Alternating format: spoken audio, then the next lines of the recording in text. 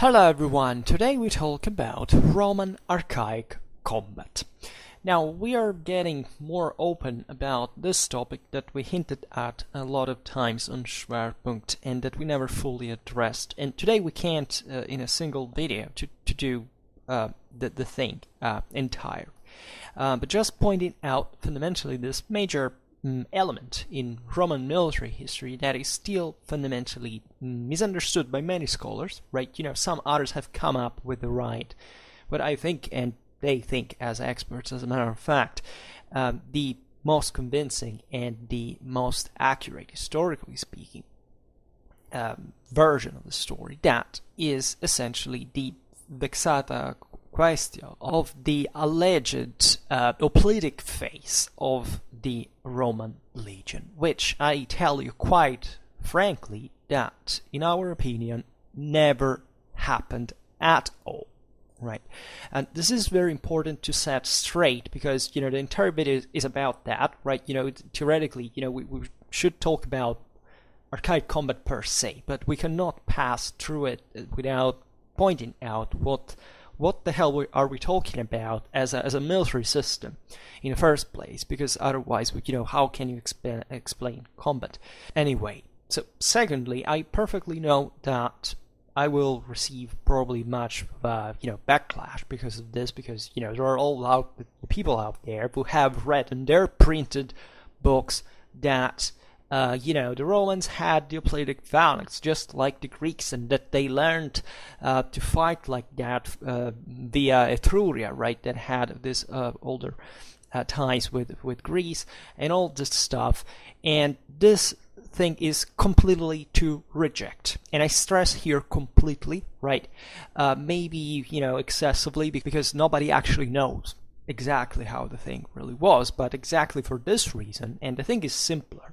From a historical point of view, it's not easier, but it's simpler to say, that if there is a lack of proof for something, you shouldn't be, putting out there, right?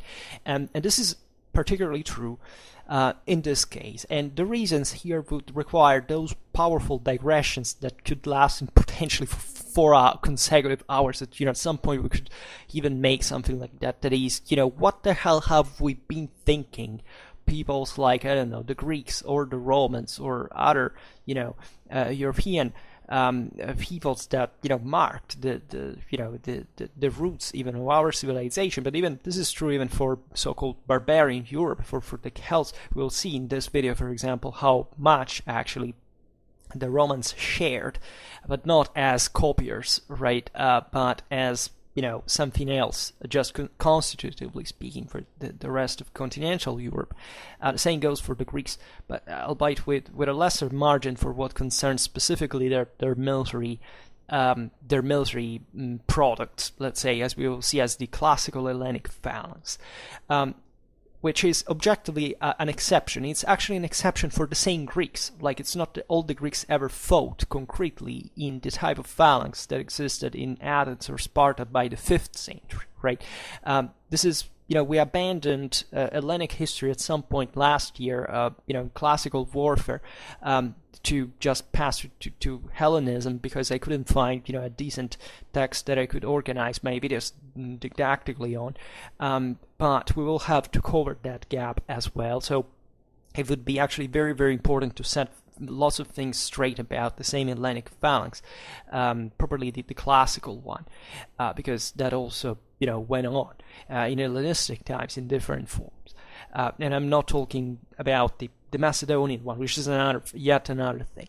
But the point I'm making here is that literally we have no proof at all, and I mean at all, that the Romans ever passed through an hoplitic phase, that the Roman armies or any other army actually outside of Greece, and not even in all of Greece itself, fought in the way the Athenians and the Spartans fought like by the 5th century. And here even the chronology is very, very important, because if we look back at the time in which allegedly the Romans should have adopted the Hellenic model, or even the Etruscans even before them, you realize that that thing had not come to full maturity even in Greece herself.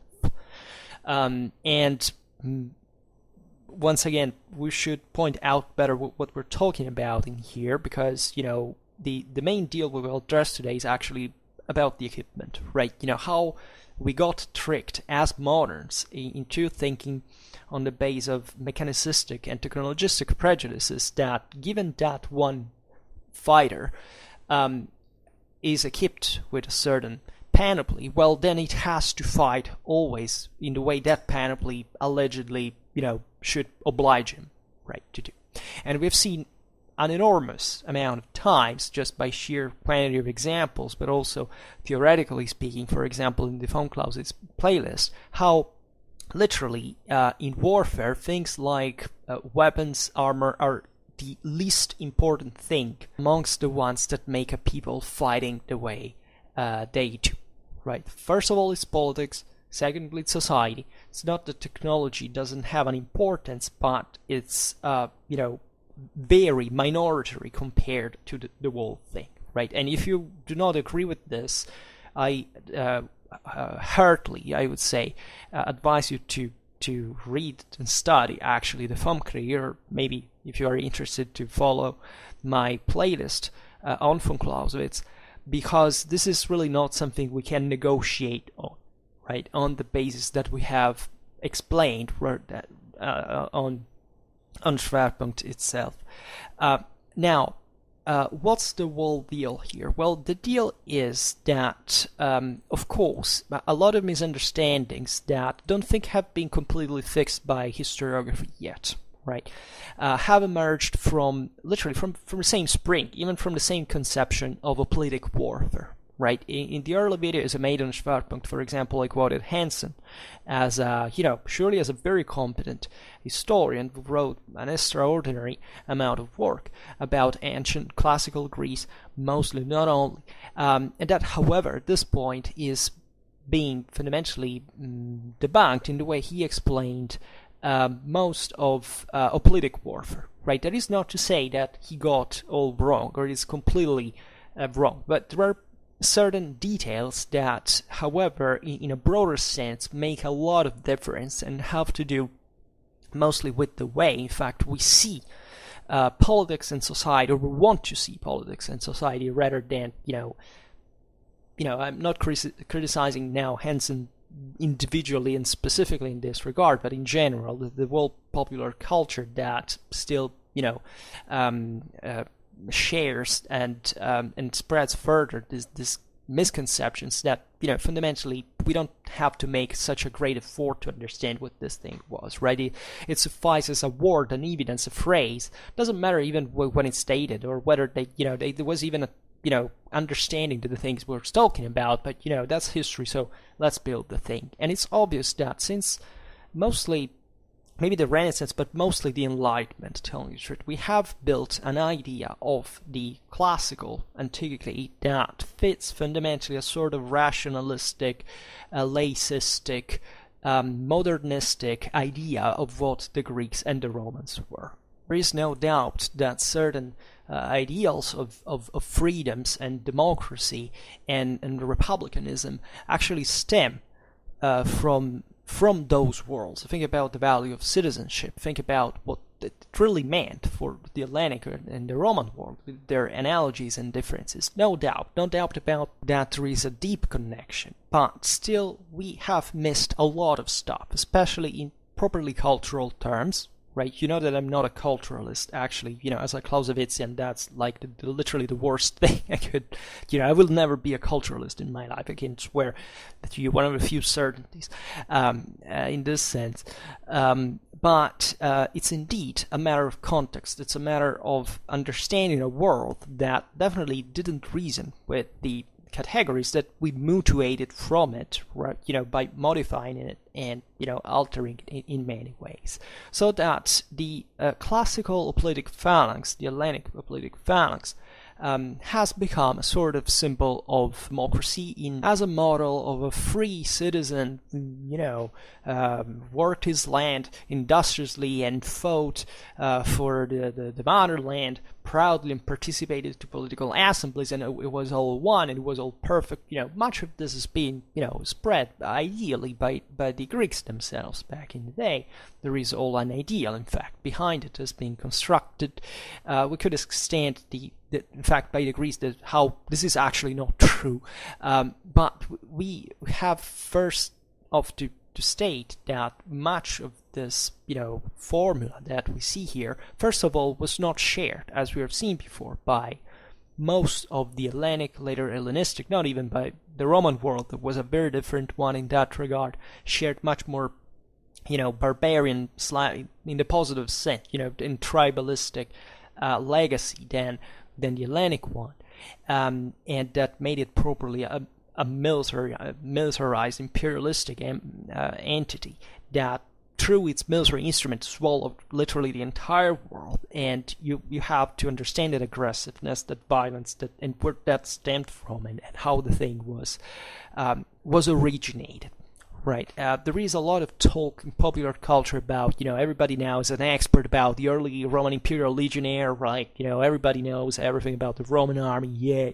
First of all, we have pointed out so much how few we actually know, right? Even for the best documented times about the Roman army as much as Roman, history. And we are extremely lucky that it was an empire like that just left all the legacy and the traces and the historical evidence that we have that talked about an awful lot of other peoples that without the Greeks and the Romans would have passed without even a name, or the fact that they ever existed, as many others, by the way, that the Greeks and the Romans didn't give a damn about, and that for this reason are completely forgotten, and that we should start instead to see as a very very foggy way, right? To tell it all, we know basically nothing about the Roman army. And I'm talking very seriously about this.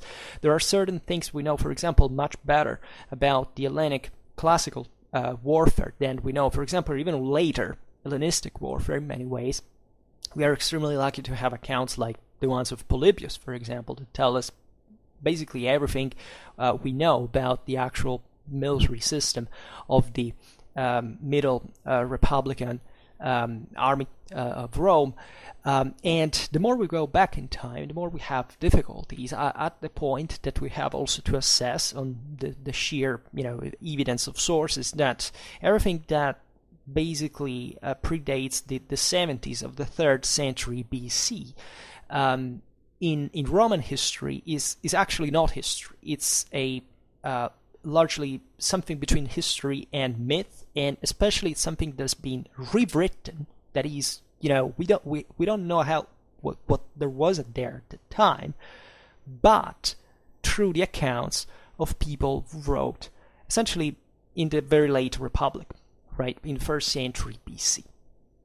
Think about Livy, for example. Think about, in general, all these other authors that we will see in part today as well, that wrote later something about the Roman army. It is literally something, meaning that we have either a fragment or a simple, phrase that, however, is decontextualized, more than half of a millennium later, right? That doesn't even understand the meaning of the Latin words, despite the word Latin speakers. Like Livy confuses, the classes, the first class of the alleged Servian army with the classes of his types, that in Latin meant by that time the navy, the fleet, right? So we are at these levels of what the hell, right?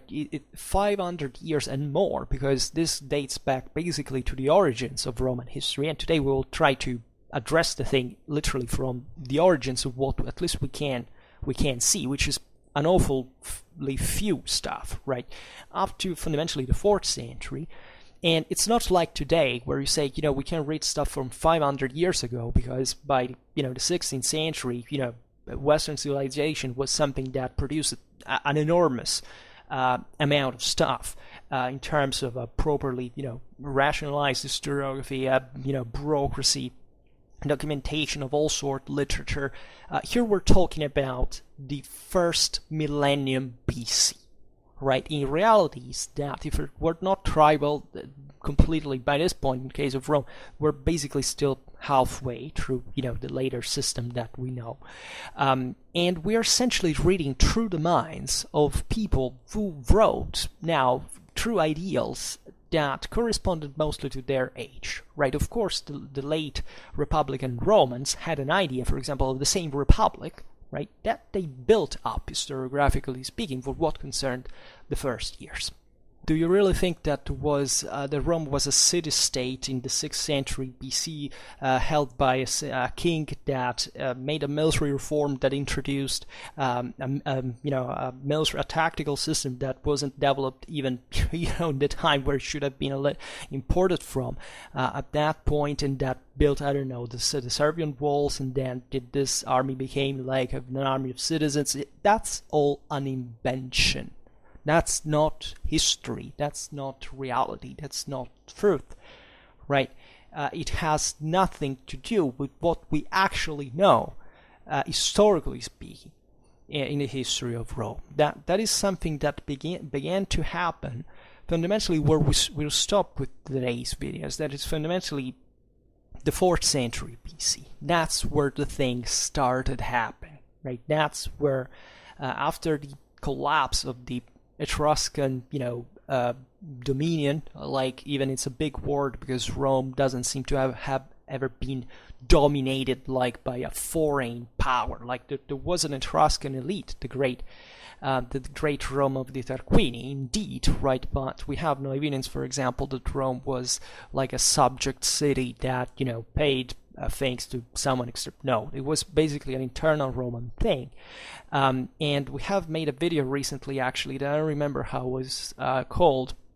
It was about the patricians and the plebeians. You can go find that in the Roman history playlist.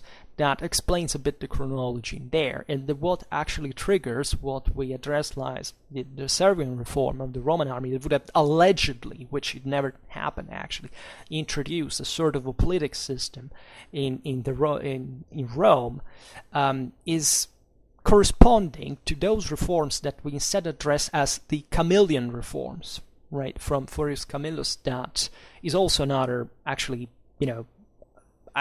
hypothetical figure, half myth, half history.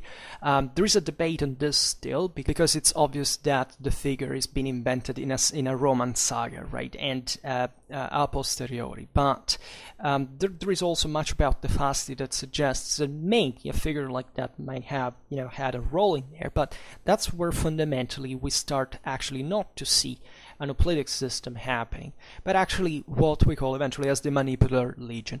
Right, I don't think we ever made a video on the manipular legion yet, on the genesis of the manipular legion, which is another very important topic that must be addressed very carefully, very competently, not just by, throwing things around randomly, like, for example, associating, once again, the armament of the legion at that time as the cause of a reform, or, the fact that this thing, happened from one day to another, or that it was designed specifically to cope with a certain type of formation. Read the famous phalanx that everybody's obsessed by, with the thing of, the Roman manipular legion versus the Macedonian Hellenistic phalanx, right? And no, the Romans basically created the manipular legion in a moment in which they weren't actually fighting any Greek of sort, and even it's, I wrote something myself back in the day about these battles that these encounters between the Romans and the Macedonians, say, broadly meant, including Epirus and the Seleucids, their properly Macedonian way of war, because that's how those same polities called their phalanges, for example. Because of the Alexandrine legacy. And I can tell you that, I'm a great fan of Romans. Like, if you really want to know that, from a subjective way, I'm biased more in favor of the Romans than I am towards the Hellenistic successor states that, however, I totally love, right? I'm completely in love with that, especially with the Seleucids, and I made already fortunately, some video about the Seleucid army that I hope to expand again. But even myself, even like a more Roman biased someone, I attribute to the Roman military religion some possible advantage that, however, is very scarce if you consider the economy of the whole thing. Like, the odds were pretty even, and even in there we should open a parenthesis, but we will not, on how Polybius is or not a reliable source, because most of the stuff we read is actually, at that point, even as a general judgment proper, that Polybius wrote for the same Romans, and in a kind of a rationalistic, positivistic mindset that is typical of the Hellenic historiography of the time, but that in fact had a lot of fortune exactly in the 19th century, where these classicistic theories had still a following, especially in a certain area of the Western world. So this is just to be extremely clear about what we are talking, right, as temporal parameters, and even at terminologically speaking, and we should pass to the point, how did historiography came up with this idea that the Romans copied or adopted, whatever you want to say, that the Hellenic hoplitic phalanx. Well, there are objectively some sources from very later times, right, that stated that. And we can include to that Livy, the Ineditum Vaticanum, Athenaeus of Naucratis, that stated, these are all later sources, right? It's fundamentally the Ineditum Vaticanum that is the most quoted one, is actually a pretty obscure thing. We can't even date it correctly, so it comes from much later times. Livy, you know what we're talking about. Athenaeus of Naucratis is from the 2nd century AD. So once again, these are very later sources, especially compared to the chronology that the Roman historiography per se at that point had already created, relatively to the myth of that the Republic was created after the fall of the kings at the end of the 6th century. All this stuff, it's completely missed. Like that's invented. The Romans, you have to understand something here, is that the Rome, as we were saying before, is that's not like a modern continuity. It's not that the Romans of the 1st century BC actually understood or knew what there had been before in a kind of a coherent, rational sense. They surely knew an awful lot more than we do about certain aspects of their own society. Of course, including lots of things that were properly happening in their own times that we, study today to try to sort out beyond the source. Because don't think that history, what do you think that history is, that, as we were saying before, that there is a source that states one thing and that's history, that's the truth, that's historical reality. It doesn't work like that, Historians are trained to, that's for people who can't read. Historians are something kind of more advanced. It is, okay, let's read that, but it's also, compare this to other stuff we know and try to sort out whether it's true or not, for example. But they definitely didn't understand even things like, for example, their own religion.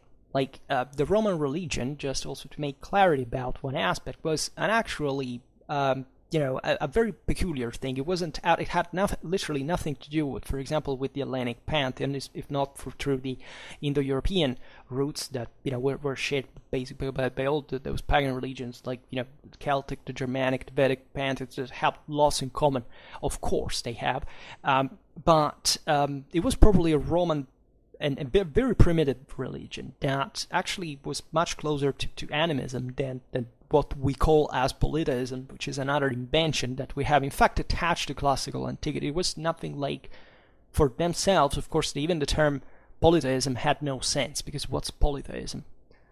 There are lots of gods, like, why should we point it out? It's a monotheistic invention as a term, right? And these pantheons, by the way, as we call it today, were not even standardized as we think. Like, the Greek pantheon, every city had a different one, basically. There were a few central figures, but fundamentally they all invented something else.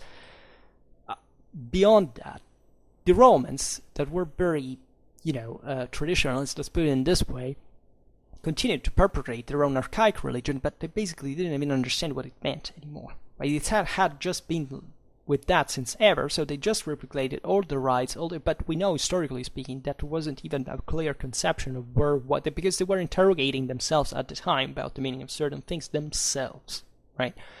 And part of the reason why this is the case is that, differently from the Hellenic world, where civilization had kicked in a bit earlier, and there was a greater continuity with certain political and administrative entities of some consistence, the Romans came out of the tribal world like all of the sudden, right? The Romans were some of the peoples who had one of the speediest rise in the history of mankind, by the sheer size of, basically these guys started and did not stop until they had literally conquered all the world.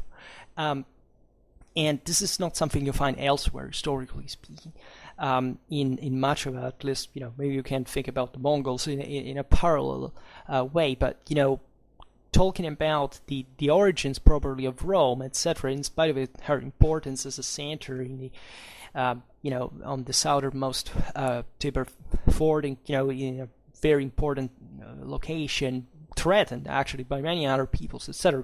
That is remarkable, right? It's really remarkable, and especially considering the legacy of Rome, which is not the same one, the Mongols, for example, had in the world. But aside from this, the point I was making is that there is literally no clue, even from these sources that we have listed, about what the reality really was at the time. And these sources state, right, clearly, without difficulty of interpretation of sorts, that the Romans, put it very simply, learned fundamentally how to use the phalanx, right, properly meant in this case as the Hellenic phalanx, from the Etruscans. Right, this is a statement that at this point these authors made as a sort of normal historical explanation to say, this is how it happened. They began to use that kind of order that eventually transformed, because these authors had studied Polybius. They knew what the Polybian army was about, what the eventual transformations in the Roman army had been. So they had integrated this in, before they did this other, the system that was knowledgeable to them. Why? And the question is, even in here, huge digression, why did this happen? We could make another video about this. The point, to make it simply, is that the Romans, by the late Republic, were actually very fond of the idea of having literally copied and from others, and having done it so well to have actually surpassed the original creators. Right? This is an approach that actually has much to do with the relation with Rome, that at this point is properly an Hellenistic power, with the Alexandrine legacy, with this great military respect and admiration and idolation, we could even say, of the Alexandrine legacy proper. Right, the Romans at this point styled themselves a little bit as the next cool guys after Alexander, and they do it in a way that, think about how Caesar was fond of Alexander and looked upon him like a model. We're talking about a Roman elite at this point that goes studying in Greece, that writes in Greek, can speak at least Greek next to Latin, and that is deeply fascinated by the Hellenistic world that indeed, but not just from Hellenistic times, but from millennia before, had been much more advanced one, the one of the Western Mediterranean. I mean, the Hellenistic legacy is not just about Greece. In fact, otherwise we would say Hellenic legacy. We're talking about huge civilizations like the Egyptian, like the Mesopotamian, the Persian one. So a world that indeed was, first of all, where the riches came from. That's what the Romans went conquering, right? In a very predatory and very driven and very, iron logically fashion. This is properly a Mediterranean empire. This is still, before even the conquest of continental Europe proper, like these major chunks, like like Gaul, for example, that will become so important for Western identity under Roman times and beyond. But the point we're making here is that the Romans were essentially trying to emulate the mechanicistic and rationalistic way of explaining, a method of explanation of the Greeks themselves, right? And that's why we should open an enormous parenthesis, but we can't, evidently. That is, a literary fashion. That is a way of saying, how do the Greeks explain certain things that happen, right? And how can we prove them that we basically kicked their ass, even if we practically don't know exactly what happened back in the day. We should think that our system somewhat included their own, and that we showed them that we surpassed it our own way, right? And defeated them on their same ground. Now, this explanation may not sound convincing to you.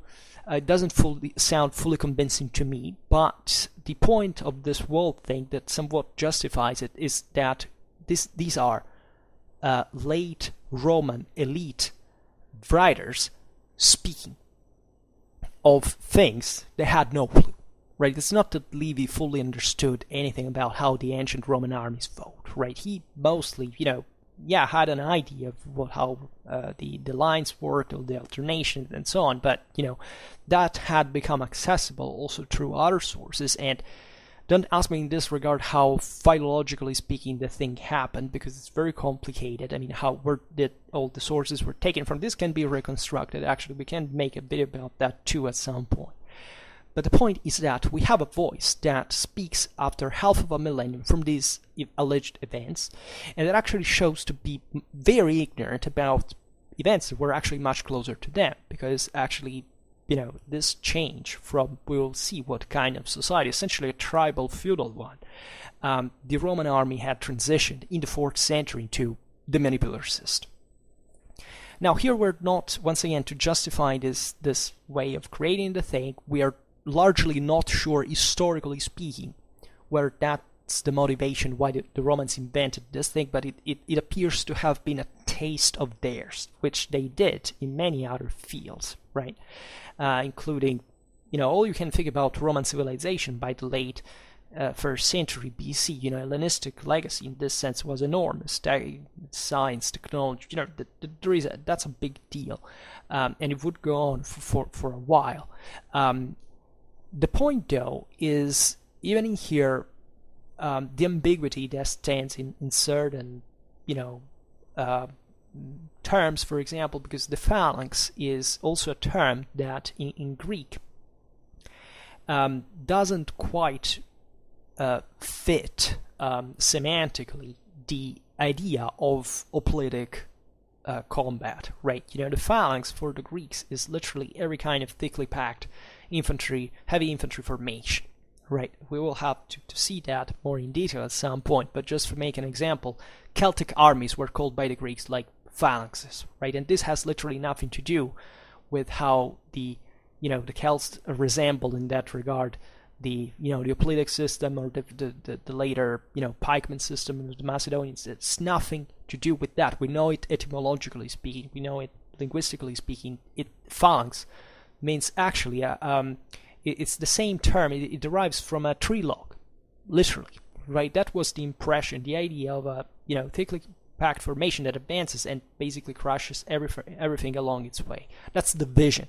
Then it doesn't add anything else, in the way it's used in in ancient historiography. Doesn't in fact specify anything of any kind in terms of how the Celts or the Carthaginians, or even the same Romans that are thought to have fought in this sense with that word in Greek, were alike, like the Spartan phalanx or the Macedonian phalanx. It's nothing to do with that, and we are sure of this. So this is another thing, but the interesting aspect of the story naturally remains the connection with the Etruscans. Like, there had been an Etruscan mediation of a way of making war between Greece and Rome, with a derivative connection. That is to say that the Romans basically learned from Greece via Etruria. And that is, an interesting tip. That is to say, this is not just to say the Romans all out of the blue thought that way. Like, there is a connection. And we surely know that Etruria had very important connections with, especially with the so-called Magna Graecia, right? At least in the classical Latin pronunciation, it would be Magna Graecia in ecclesiastical. But anyway, when I speak about ancient history, at least before the 4th century BC, even if it's just a bit arbitrary, I use directly the Restituta pronunciation. So don't freak out. Don't crucify me for if you never heard the pronunciation. But I assume actually that most of the world knows Latin via the classical idea of what we think that the Romans actually spoke. That's even ambiguous in a certain sense, because we don't fully know about that either. But just pretending that I can speak Latin, and the point here is fascinating because we know of not just of the main contacts with the Etruscans and wars indeed. So definitely something that went beyond just mere peaceful connection, but probably about war as a hybridizers of military cultures. That the southern Italy, the Hellenic cities of the southern Italian coasts actually vehiculated a lot of equipment, right? Like it happened basically all over the Mediterranean, from the Black Sea to Carthage, etc. Of Hellenic panoplies. Right, so literally everything was using common, like helmets, armor, shields, swords, spear, whatever. This is particularly important because at the time, the Western Mediterranean was a bit, rougher and more in fact, unrefined and barbarian. We could even say explicitly than Greece. Right, the same Rome, as we will see in a while, will be emerging essentially from a tribal context. At this point, it was still largely, private in nature. It was analogous, like to Italic warfare and to Celtic warfare, Iberian warfare. They were basically the same traditions. That like the myth that is being developed by the racist 19th century historiography that had a huge fortune in kind of half of the Western world. Is nonsense. Like, these peoples were actually dramatically similar to each other, right? The Romans, even Latin is, Latin corresponds, the second Latin declension is basically identical to the Celtic one. There is a striking amount of similarities. We will see fundamentally how the equipment of the Celtic warrior in Italy was basically the same of the Italic, the Roman stuff we start flying. But this is just en passant. The point we were making is that, of course, like in all the other, lands of the Mediterranean, so also in Etruria, and a bit all over Italy itself, right? Hellenic equipment is to be found next to, Oscan stuff, Etruscan stuff, Celtic stuff, because this was a melange, right? There is not a people that fights here, like there is a prevalence maybe of certain fighting styles in an area due mostly in fact to political social reasons, not much to material culture. Therefore the rest is practically identical. And aristocratically speaking, the nobility of these populations were naturally richer and could afford the best stuff that came from the Hellenic workshops all over. You find it easily. Think about the Balkans. It's plenty of the properly continental peoples that sometimes in a bit of an outdated way, right? Especially the poorest areas like Illyria, like they got second-hand stuff. Maybe for you find even hundreds of years later from a certain typology of helmet to be used to be found there, right? The Etruscans, the Carthaginians, like this major part of the Italiote cities of the south, were naturally updated enough, like to follow relatively, in time, right, in real time, the military evolutions of those worlds. Hellenic panoply is to be found in Etruria as early as the 7th century BC, right? And we're finding things like, even Corinthian elements, or, there is definitely a close connection over the centuries with, the Etruscan panoply and the Hellenic one. Always bearing in mind that naturally what the elite buys and employs and is buried with is mostly what we find, right? It's not that we have much an understanding what the average Etruscan warrior actually used in combat. Just for the record, the first datable weapon that we can attribute certainly to the Romans, like not to the Latins probably meant in Latium or in the surroundings, but probably by the Roman army, is dated to the 3rd century BC, which means that essentially before the Punic Wars in general, we don't have anything that we can even compare with. Like we have, of course, beautiful panoplies from century, from the 5th century, for example, Latin cities that were next door to Rome, etc. And we presume that the Romans were equipped exactly in the same fashion, because even material culture in here, as we have seen, is extremely homogeneous all over the world. I mean, maybe exaggerating, but in that sense, but you understand what the world for Roman standards could be at that time, and for this broader Mediterranean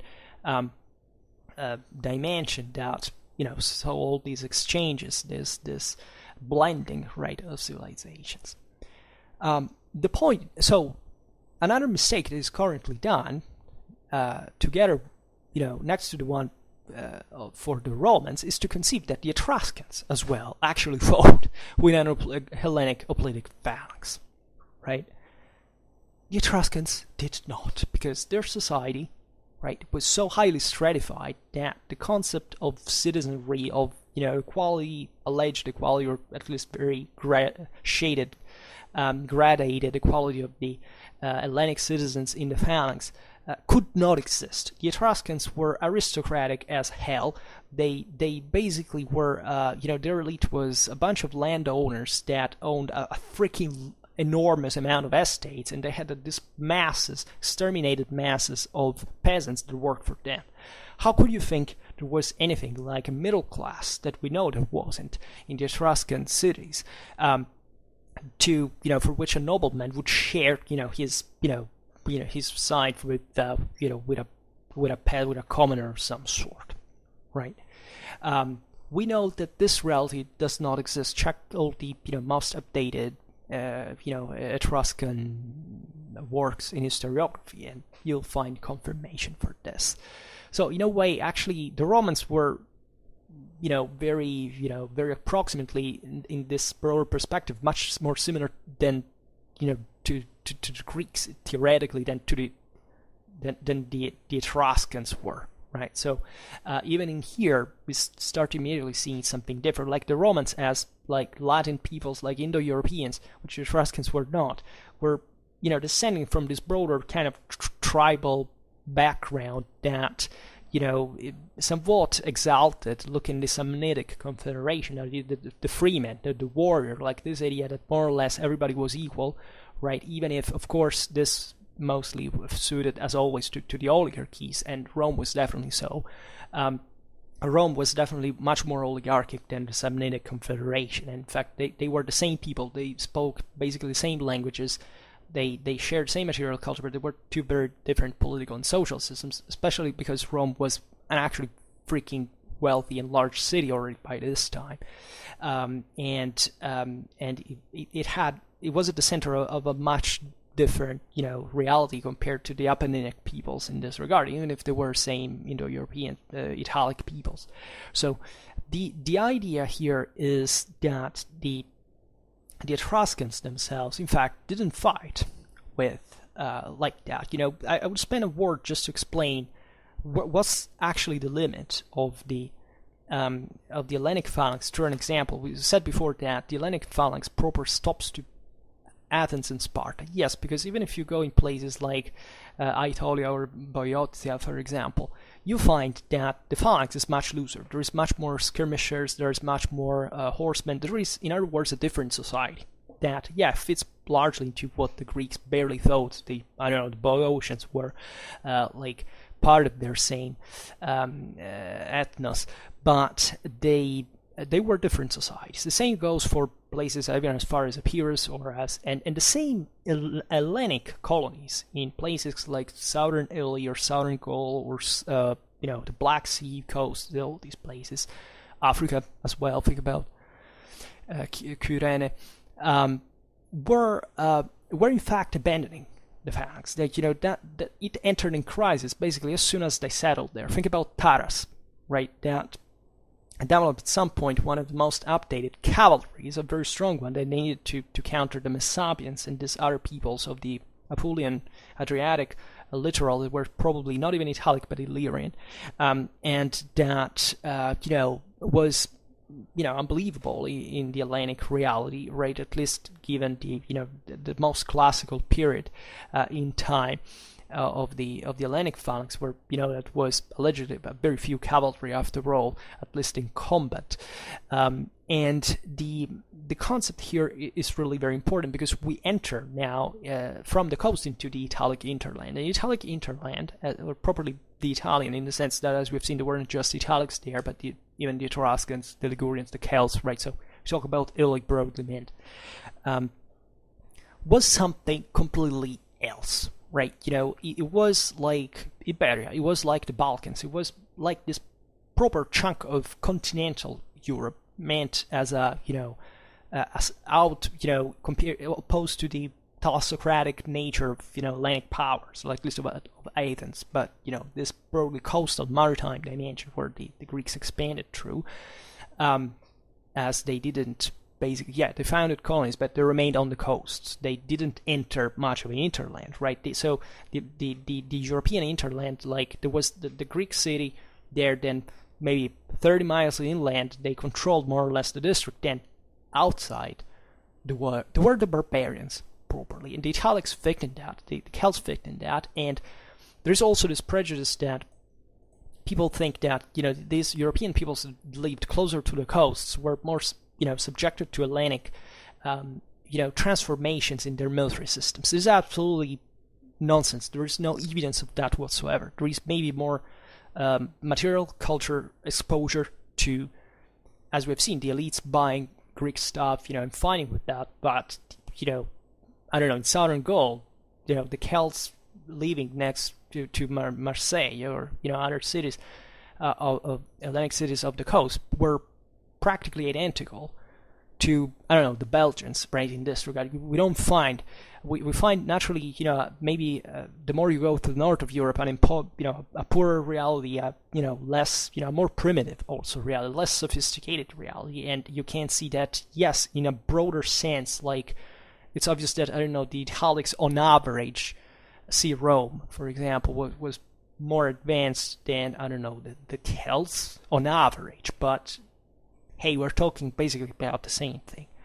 And even on this point, from this point of view, to never underestimate, as we will see in the case of the Romans, but even for the case of the Celts, for example, what their military systems were really about.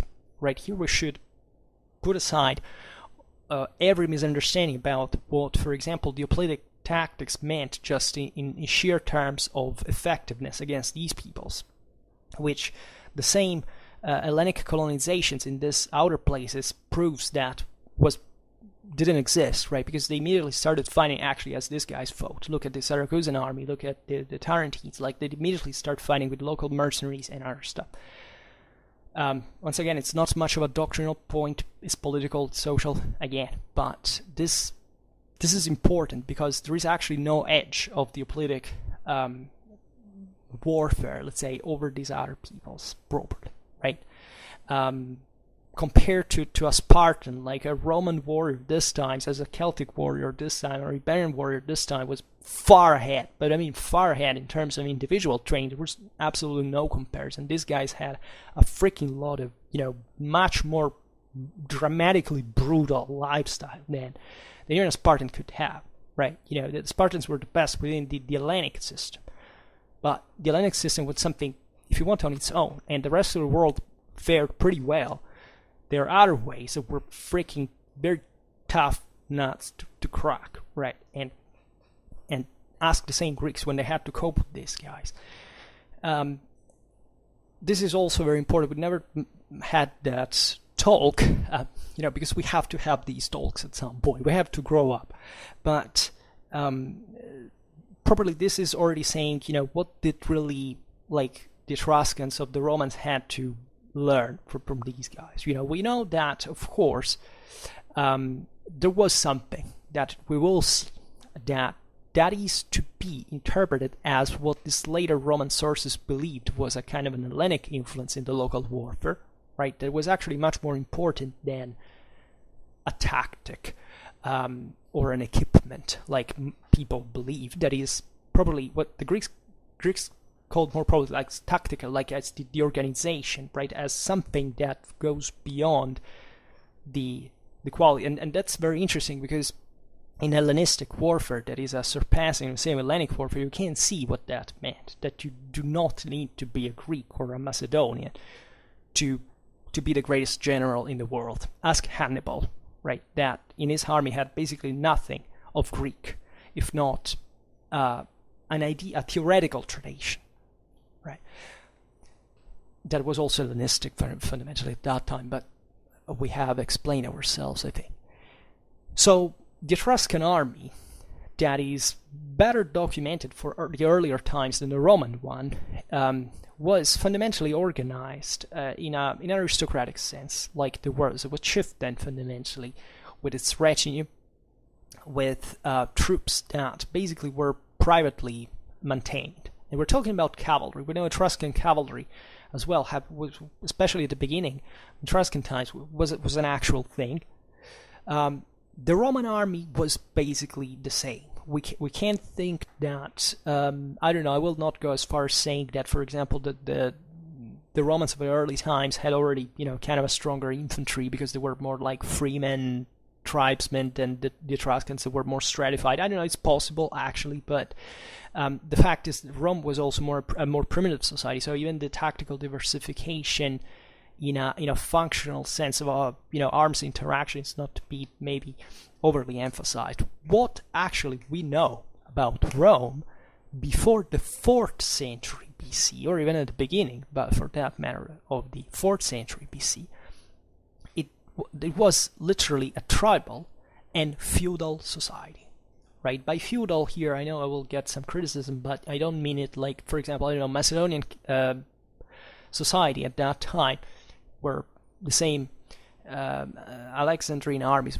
were being forged, a set of aristocratic landowners that had a freaking amount of land, a bit, much more than the Etruscans probably in that regard. The Etruscans also, they may have not been Indo-European, but, settling in Italy, they probably grow also more homogeneous to the surrounding peoples that, like the Celts or the, even certain parts of Etruria were Celticized at some point with the Celtic invasions, etc. So, even here, what does really Indo-European and non-Indo-European mean in this context? It's not to be, probably not much of a sense to ask. But the point I was making, that, I don't know, Macedonian war was way more feudal in the sense that it was literally a land-owning aristocracy. It was all about horses and mounted warfare, and that's where the shock cavalry, so the Macedonian cavalry, that was, by far more advanced than anything existing in the West at this time. I mean, in Western Mediterranean, was something different.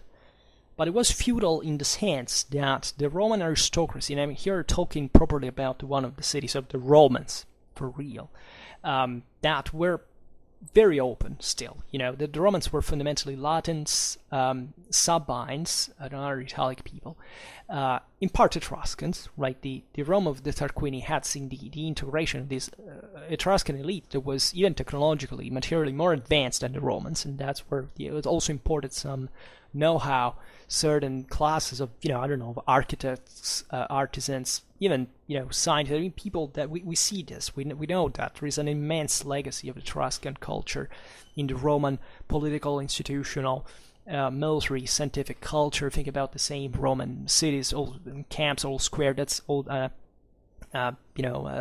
think that the Etruscans knew how to do pretty well, too, etc. But they they were, as locals in this sense, properly landowners of a city that was a main trade center in the Western Mediterranean now.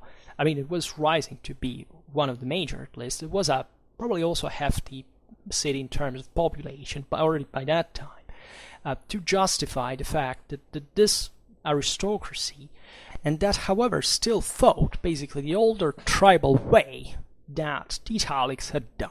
Right, sure, the clienteles here were larger. The Romans, as we've seen, were more oligarchic already in nature, and they will always be fundamentally an oligarchy during the Republic still, than other Italic peoples that were real tribes in that regard, with very poor social stratification. The Roman noblemen, the patres of the gentes, like these chieftains, had this powerful clienteles that they used to draw the equipment, the training, the political, social, military prestige. Our society was very warlike, right? The Romans were attacked basically by all sides, right? And the end of the Tarquinian times, right, hadn't made it any better, because the Etruscans had, as long as the Etruscans had remained, Rome was connected to this broader Etruscan system that reached as far as Campania in the south, as the Po Valley in the north. And the crisis of the Etruscans at this point brings Rome to remain without, some kind of protection, and all these other, actually Latin peoples, but even the Celts, and other Italics properly of the Apennines began to look at it and saying, Romans, now it's payback time. You have been prosperous and rich, but now you're without your protectors. You are in deep trouble. We have seen this thing in the last video we made about the Roman thing of the patricians and the plebeians, because objectively the Etruscan kings had ruled over Rome, basically sharing power, of course, not as monocratic rulers, autocratic rulers, by co-opting the same Roman elite. Right, these powerful noble families. But the point is that without the Etruscans now, the noblemen didn't have all the power that they had before over the city in that regard. So this partly triggered that passage that we can see with the Camillian reform, that was fundamentally a result even of a political and social struggle within the same Rome, because there were lots of peoples that had immigrated in the city under the Etruscan times, where the city was prospering, etc., that now made body, were even skilled technically speaking. They had their own saying in the thing. There is a huge debate of whatever the populace means compared to the patres, whatever, the role in the army. We discussed it in that aforementioned video. But the point is that this is what allegedly opens to what the tradition has passed down as the Servian reform, that is actually the Camillian one.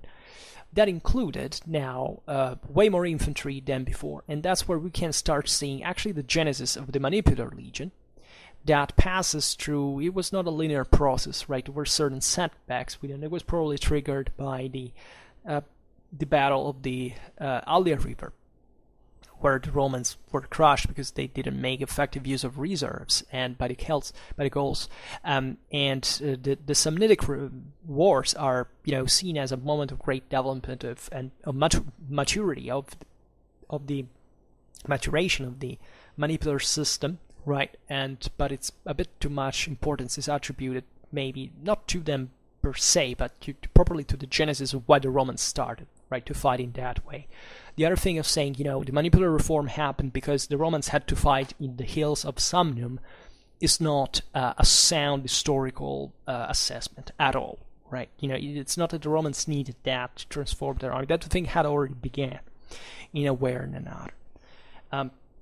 The interesting thing about Roman society is that remaining oligarchic, it included some kind of popular leader that was also perhaps wealthy enough, to be at least next to the side of patricians in combat, and we see that the imperium starts being conferred also to the plebeians in this regard with the consulship and so on. And that's where we're starting to get closer to factual history, but we still don't actually understand clearly when exactly the thing happened right around there, but not really sure. And that the oligarchy, the Roman oligarchy of the noblemen, of the feudal lords, of the warlords, to tell it all, still took, was in control of the system, right? And these armies of peoples, of commoners, in a way, of non-free, because here there is the whole thing of, what's the participation of the army in function of the citizenship? Who are these people? Who were the Romans? Who are the Quirites that even appear in the, Roman archaic triad? It's very complex to answer.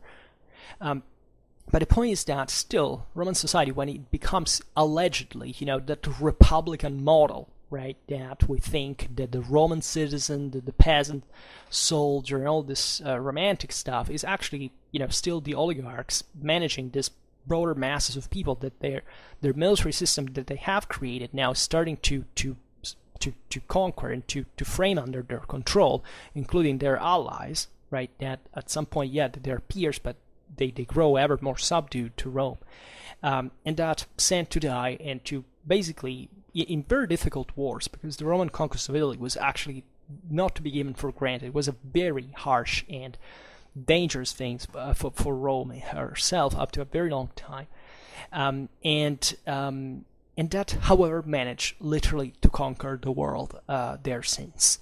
So what the hell did happen at this point, and how can we reconnect actually the passage, of this manipular system from the archaic one, right?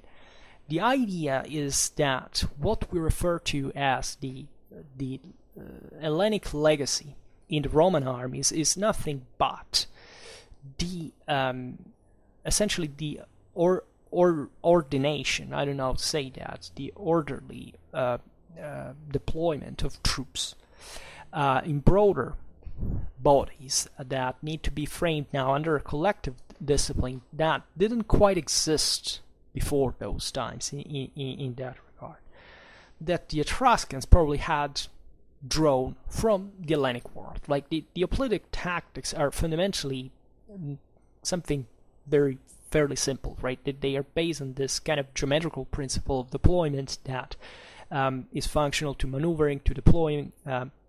That's literally all, why the Spartans, for example, were the best of the Greeks, because they basically trained enough in their lives to be better than all the other Greeks in literally the speed of maneuver, so that when the Thebans find out that they charge in mass while they were maneuvering, they crush them, and that's how the Spartans generally ended, even in their, not because some genius had the idea, but because there was the political and social, availability of troops to do that en masse, which is a wholly different thing. That's why things change, not because there is a people that is stupid and doesn't understand how the thing worked.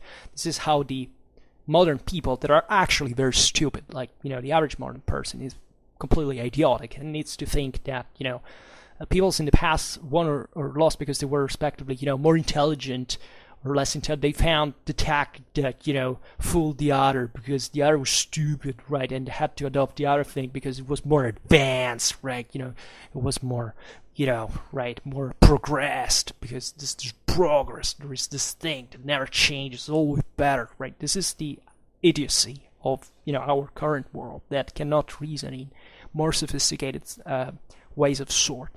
But besides this, literally the point is that the Romans probably began to fight in a way that resembled hoplitism, just in the fashion of, having, for example, a continuous line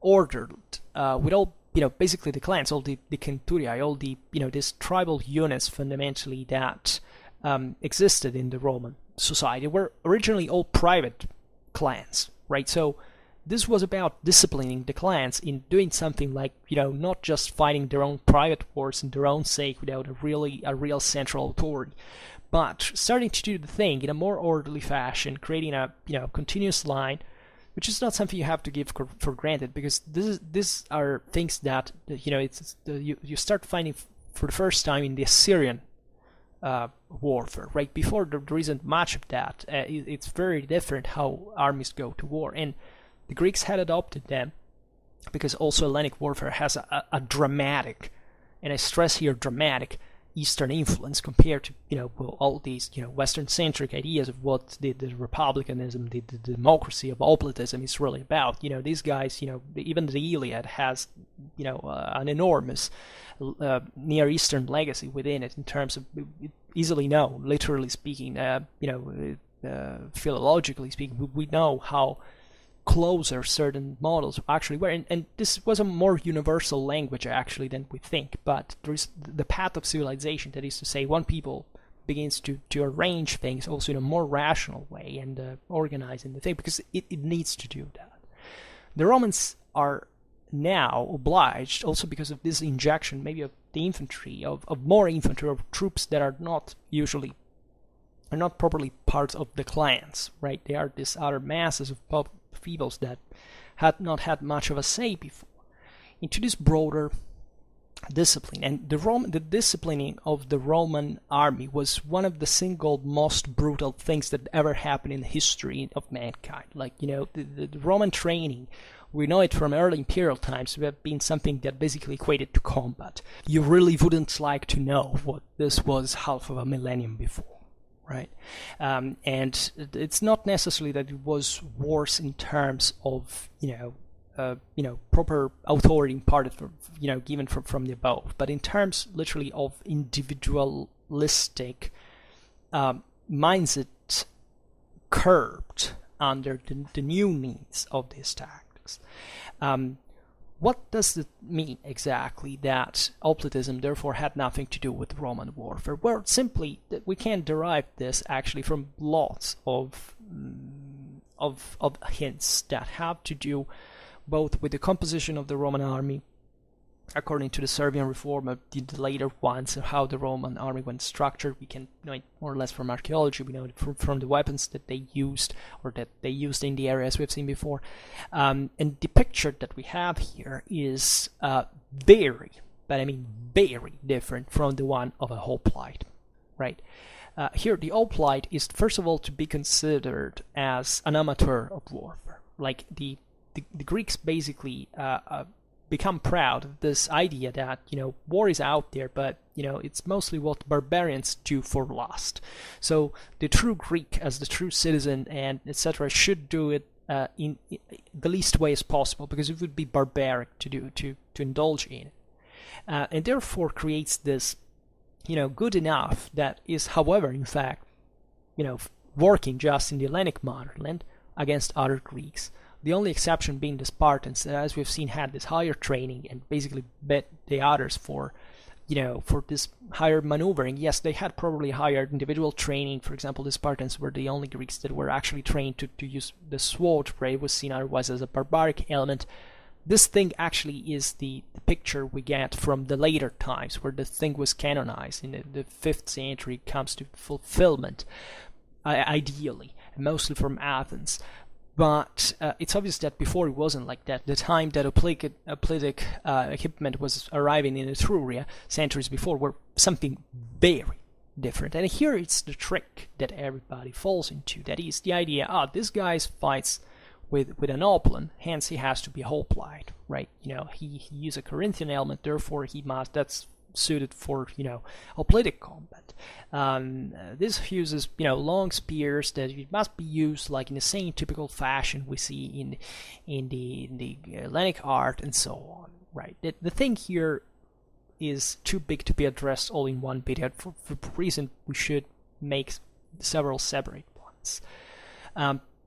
But first of all, we have a lot of problems in even saying what the hoplitic combat really was, right? The Hansonian theory that these were just like football players that were all tied together and clashed, just pushing with muscles and sticking these spears over their heads, doesn't seem to be a real thing. It doesn't take much in consideration what the mindset and physicality, even just of a an Hellenic farmer could be like, I don't know, in the 6th century, right? These people were literally obsessed about things like Achilles and all the individual combat you can imagine, right? The idea, to make the long story short and closing the parenthesis, is that actually these guys fought more or less back and forth in a fashion that requires sticking together in that way, just like when it was needed, chiefly in defense. Like, not differently from many other peoples. The Celts did the same thing in a broader, it's simply shared military logic, right? And that was much more of individualism and attack and clash than we can imagine. Like, the overarm grip is not much of a fitting for this, dramatic, muscular push of formation against the other. We're literally jumping against your enemy and smashing the spear over his head, like in a run. And also those people who say that, oh no, underarm grip was the most prevalent thing just because, right?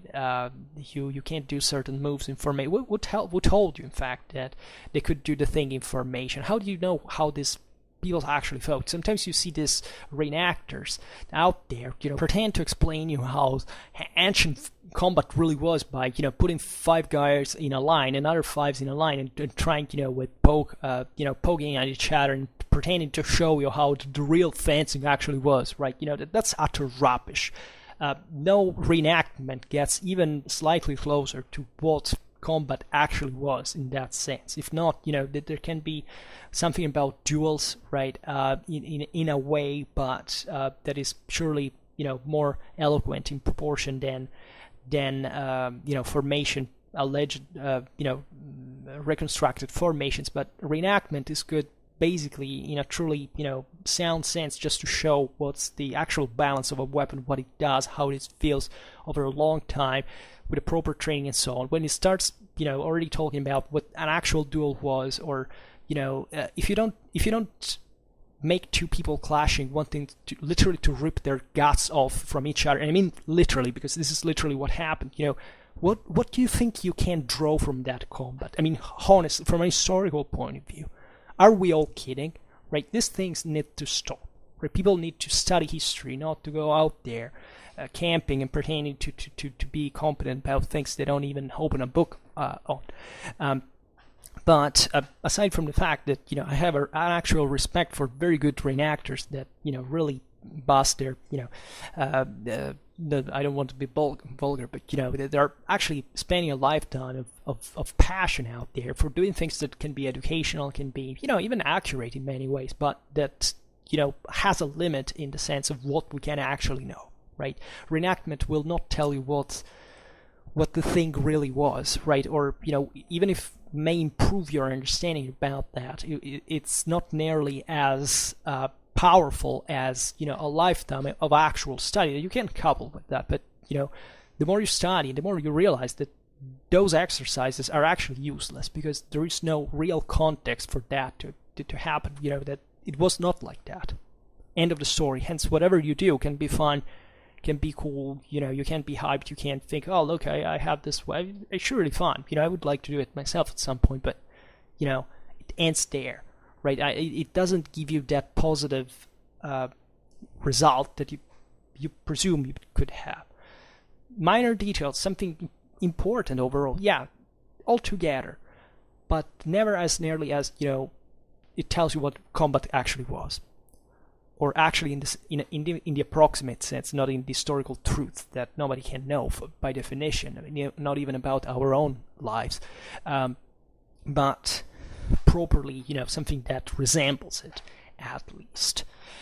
We know from the Roman equipment of this time, from the the peoples that the Romans neighbored, and more or less as Latins what their military tradition was. That in the tribal feudal phase, the Romans actually fought in a way that was dramatically close to other Central European peoples. That is to say, comparing, for example, the Gallic and Roman equipment, saying they're basically the same.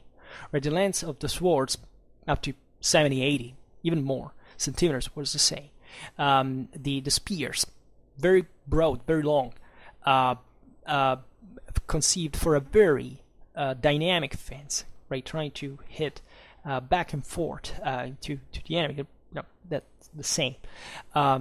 There was definitely this idea of the leader, the chieftain, having a central position, a bit as in this probably hedgehog formations, or at least this idea that the leader was in the front. Right, as you find even in Germanic armies in the, the best guys in the front, and the other guys in the side and accompanying them in a sort of a quasi, let's say, something that goes closer at least to the heroic fashion of combat that naturally never existed by definition, because it was never like war decided properly as a duel, but enough for these leaders to always be the spearhead of the formation. Cavalry was a freaking important thing in Roman warfare, right?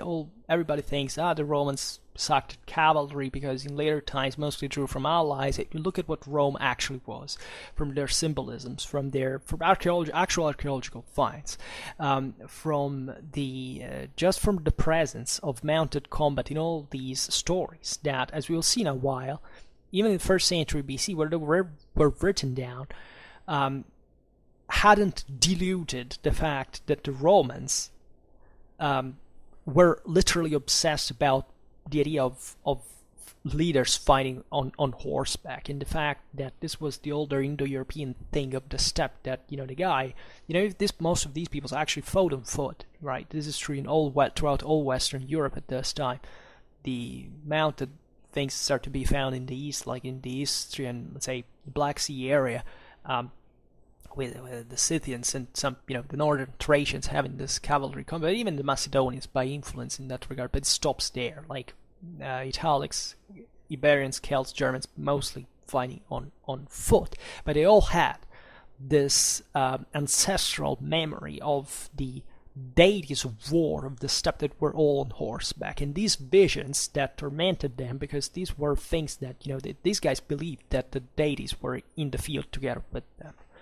That the fury that the Romans at this time had split already Jupiter from Mars as a conceptualized way of war, but the Mars was literally possessing the spirit of the wolf was literally, it's just like the Nordic thing. These stories were passed down exactly like the Homeric epics, like the Northman sagas. The Romans had the same exact things, and this is what arrived to us up to the 1st century BC in a way that you see the histories essentially of personal histories. What the Romans here are telling about their history is that there were certain chieftains, certain major warriors of their heads of their clans that fought in a way that was resolutive, right? There is an awful lot of mounted duels in all of these epics. There is an awful lot of individual sacrifice of people who killed tens of others and just got killed themselves. Did this even dramatic destiny of the warrior, that it was exactly what the warriorhood, the uncontaminated tribal mindset actually still lived by times closer to the 4th century in Roman mindset. Needless to say that the physicality of these people and the mindset of these people were astonishing, right? There was a proper athleticism and a ferocity in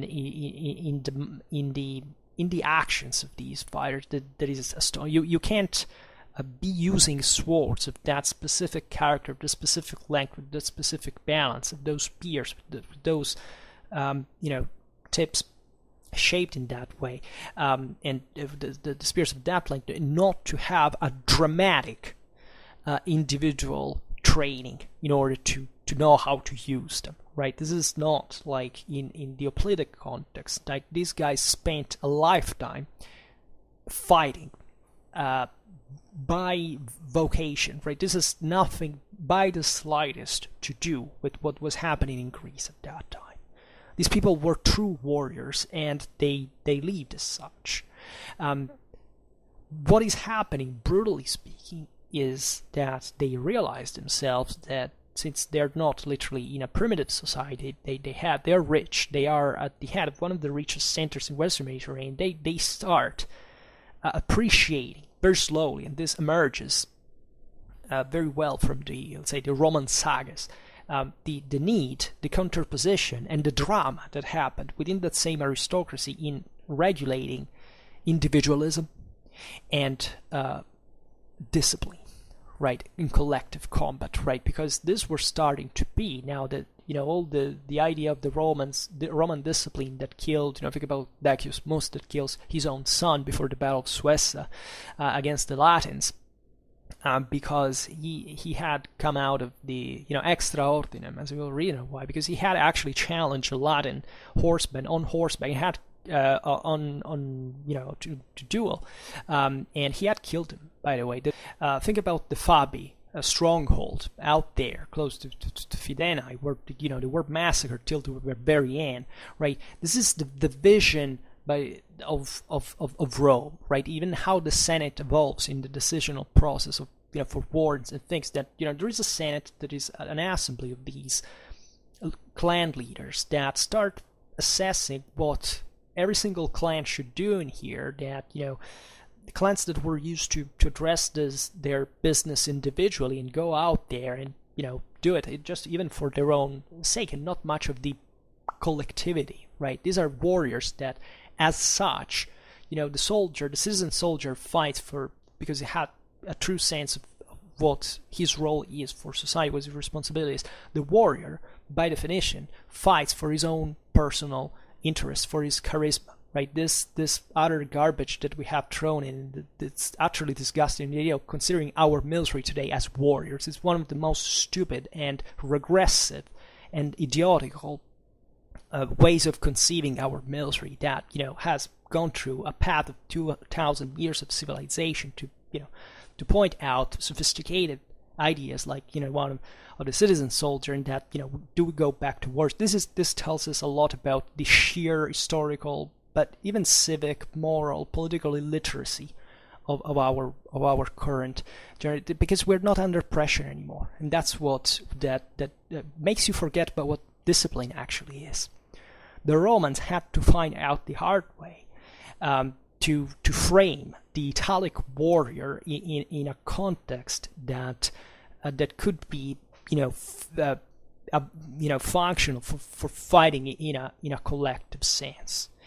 And one of the secrets that actually made Rome great, in part, is still the survival, in part, of that warriorhood in the Roman legionnaire. Because what the Roman legionnaire becomes is not, in this process of the discipline, this path of discipline, at all the hoplitic guy. The Roman legionnaire remains fundamentally an individual fighter, right? All these people out there that pretend, also because of these prejudices, that the Roman legionnaire was cool just in a single formation. Actually not. The Roman legionnaire, throughout all its existence, at least, was actually very well suited for individual combat. And he was essentially an individualistically minded fighter, right? And this has nothing to do with the fact that he actually gave his best in information, because he was actually trained to do both things. And this is something that, by sheer lack of professionalism, did not exist in the hoplitic system by the slightest. And that was coming from a background that was much more intense and brutal and violent than what hoplitic warfare was about. And this is not to diminish hoplitic warfare. That was, every reality, every context has its own reality. Let's put it in this way. So, and that's the point. How much people do actually know about, 4th century, 5th century BC Italy compared to, 4th century, 5th century BC Greece? These are the cradles of Western civilization in many ways. How much people do actually know? Why do we need to flatten everything and to put out these stereotypes, this oversimplifications, these insults to the dignity of the average human intelligence? To do what? To show off, pretending that that you pretend to know how ancient warfare was because it sounds cool, because you are like a warrior in reality. Just an idiot, right? This is an important point. The other aspect of this reality is naturally, the Roman reality is that there was all an equipment that went beyond, for example, the hoplitic one. When you talk about the Hoplon, right? The Hoplon did exist in Etruria, did exist in Rome, but we know that this was mostly for the elite, right? And that there were lots of scuta, for example. The scutum is properly an Italic thing. Many people said, the Romans got this from the Celtic. No, absolutely not. The scutum is actually an Italic thing, and that's, yes, was similar to certain things, the tutorial of the Celtic word, but it was something different, more specific when it comes to be a scutum proper, and it's something that actually existed in a broader area of Western Europe. Like the Iberians had something similar. In fact, the Celts had something similar. So it was functional to a type of combat that is different actually to the Hoplite one, because it's much more individualistic. And this is something, in fact, that the Romans will maintain as a proof of their individualism throughout their history. Like they lose their individualism as fighters when they actually have flat shields that will be overlapped to form like properly a shield, but to mostly stick together, and being more concentrated on the solidity of that front, rather than the leaving the thing to the broader cohesion of the formation, but still to the individual initiative of the warrior that is literally enclosed by the scutum, that is concave, as you know, and is out there fighting essentially as a monad, supported by the guys next to him, but still with enough room to let free this individualistic idea of what the warrior is. The hasta has nothing to do with the fact that there is a long spear, then he fights like in a phalanx. No, long spears can be used, as we've seen, also in that individualistic way. The Latin and Celts had the same type of spears as we've seen of the Romans, at the time of the Battle of the Alde River, and these are weapons that suggest a type of fencing, as we've seen, it was very dynamic, not static, for a shield wall, right? And that required that dynamism, that training to be employed. The javelins, like in the Hoplite tactics, you do not have javelins, right? There are javelins around that run, in fact, out of the formation. The Romans, as you know, will develop something similar. Think about the Acensi, or the later the Velites, right? These skirmishers that were actually present in every army at that time represented a bit this ramble of, people who were too poor to fight actually as say heavy infantry, and out of the phalanx, let's call it in this way, as a provocation, and that supported, of course, had all this preparatory function in the battles that were actually spent for an awful lot of time skirmishing. But the Greeks do not develop the thing like that at all. Like heavy infantry is heavy infantry. The other guys are skirmishers. The Romans and the Etruscans before him have something very different, like the Italics in general, that fight with javelins, and more specifically with heavy javelins. That is to say, that the warrior, properly even the heavy infantryman, has javelins. We have in Etruria lots of protopila, actually, previously to the, in fact, full Roman, maturation of the pilum as we know it. That is something that, by the way, in fact, has nothing to do with the adoption of the manipular tactics. Many people that are bought by those silly mechanicistic and technologistic prejudices assume that, the manipular legion was formed because, they adopted the scutum and the pilum, and so they defeated everybody else. Well, no. That was something the Romans already had. The scutum was already there. The pilum was already there. Right? What the Romans do is at best to functionalize it more to their kind of tactics, but that's what happens, and our proof that weapons do not make tactics, as tactics make weapons. Not that weapons have no influence, but it's a minor one, complexly. And this is typical of warriors that throughout all the Western tribal world, actually, that were trained in a brutal way to be able to use all of these panoply in a tremendously fast, quick, dynamic way that only an intense training of constant warfare that is typical of tribal warlike societies, in fact, can afford. Right? The pilum is, as a heavy javelin, is, say better, the heavy javelin as the pilum is basically the standard equipment of every single tribesman out there in the world. Like literally everybody have that. The Iberians have it, the Celts have it, the Germans have it, the Libyans have it, everybody has it. Because warriors, guess what? Tribal societies are basically all the same. At least in this context of sedentary Europe, that's how the typical warrior is, right? And guess how does the Roman legionary evolve like abandoning that? Hell no. They implement that, and that creates, even a further degree of, of training, because actually the pilum, as it develops in later Republican times, it kind of even demands even a higher, maintenance cost and training. It's something that increases together with the professionalism of the Roman militia that is, by the end of the 3rd century, way before Marius, actually becoming something like a professional thing in practice. And this is really important because the equipment shows you how different the tactics of these peoples actually were compared to the Greeks.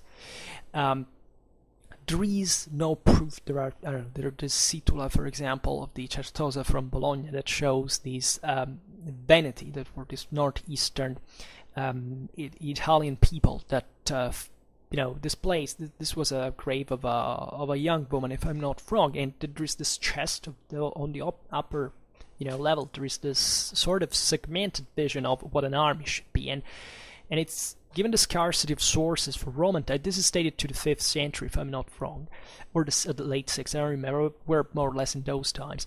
That actually displays a segmentation of what the potentially like Italic, like we don't know whether the Veneti were properly Italic. We have no idea actually, but the difference was few, militarily speaking.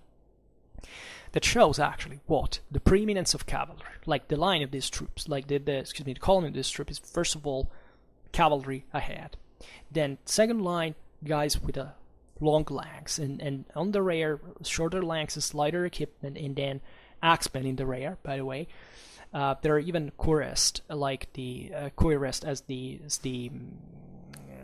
horsemen. If I'm not wrong, you can see if the infantry is cuirassed because the shields cover the visual. But the idea there is something dramatically different from an Hellenic army, right? First of all, cavalry has a dramatic importance. It's on the fore. And there wouldn't be any surprise to actually think that the Roman clan leaders and their retinues, since the times of Romulus, think about the Celeres in the Historiography, how impacting the term remained as this mounted guard of the king that fought brutally, like a war of raids, of slaughter, of rape, of extreme violence on horseback. Then this line of infantrymen, first of all, they have very long lances. That's for stopping cavalry in a way or another. And these other troops that are also, heavily armored to smash guys in armor proper. And you don't find, guys with clubs or axes in Hellenic warfare in that regard. They have smash you down. Etruscan panoplies are very, very, well documented. They show this dramatic variety of weapons that we can assume these clan leaders knew how to use at the perfection, for the same fact that they were clan leaders, that they actually had a responsibility for their own group, for their own kin, for their own tribe, and Rome was growing as essentially this ever more rationalizing and organizing system that was gradually abandoning the individualism of the warriordom and giving more discipline to the masses that will become essentially the Roman legions as such, where that the importance of cavalry is reduced, the one of infantry is enhanced. Not that we think that in Roman armies, everything was on cavalry at all, but, the spearhead there is very important because it's like a feudal society. It's like you are in the High Middle Ages there, right? That's Rome, right? Not the Republican guys dressed identical to the Greeks, like on the classicist painting of the 19th century. These guys were freaking warriors, fighting with a private mentality, an individualistic mentality based on their own prestige. What's democracy? When these people believed that the lower strata of the populations were barely subhumans, right? There was an enormous warlike ethos in Roman culture, and that remains. We've showed it many times actually.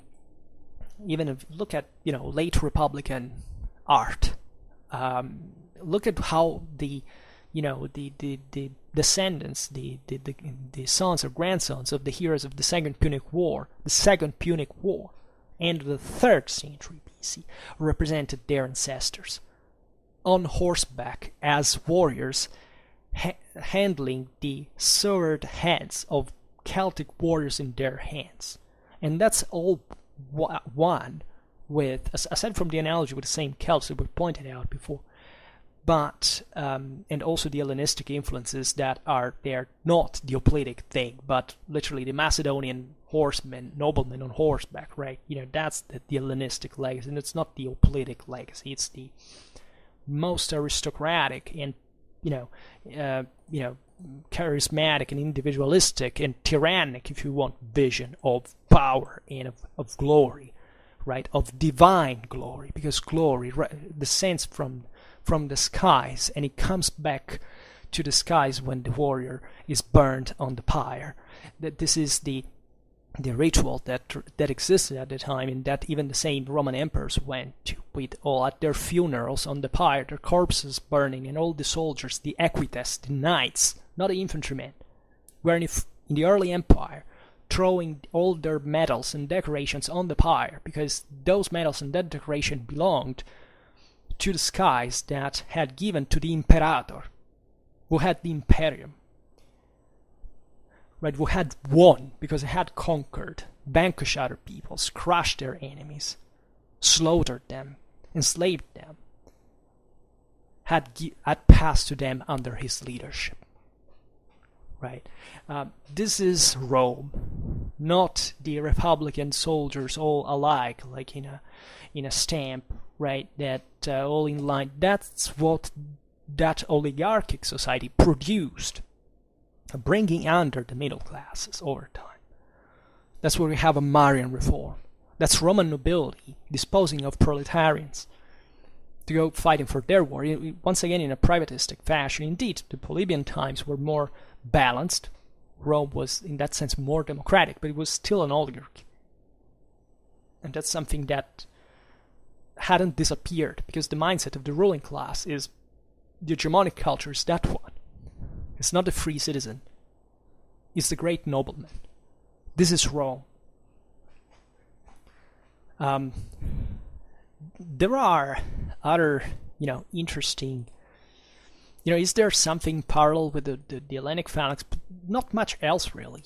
Unless many people say, that there is correspondence between the Roman centuria of 100 men and the locus of the Hellenic formation. Well, thanks to my eyes, like all armies in the world have the same company-sized unit that is, shaped that way, right? Hell, even the other peoples had the same thing.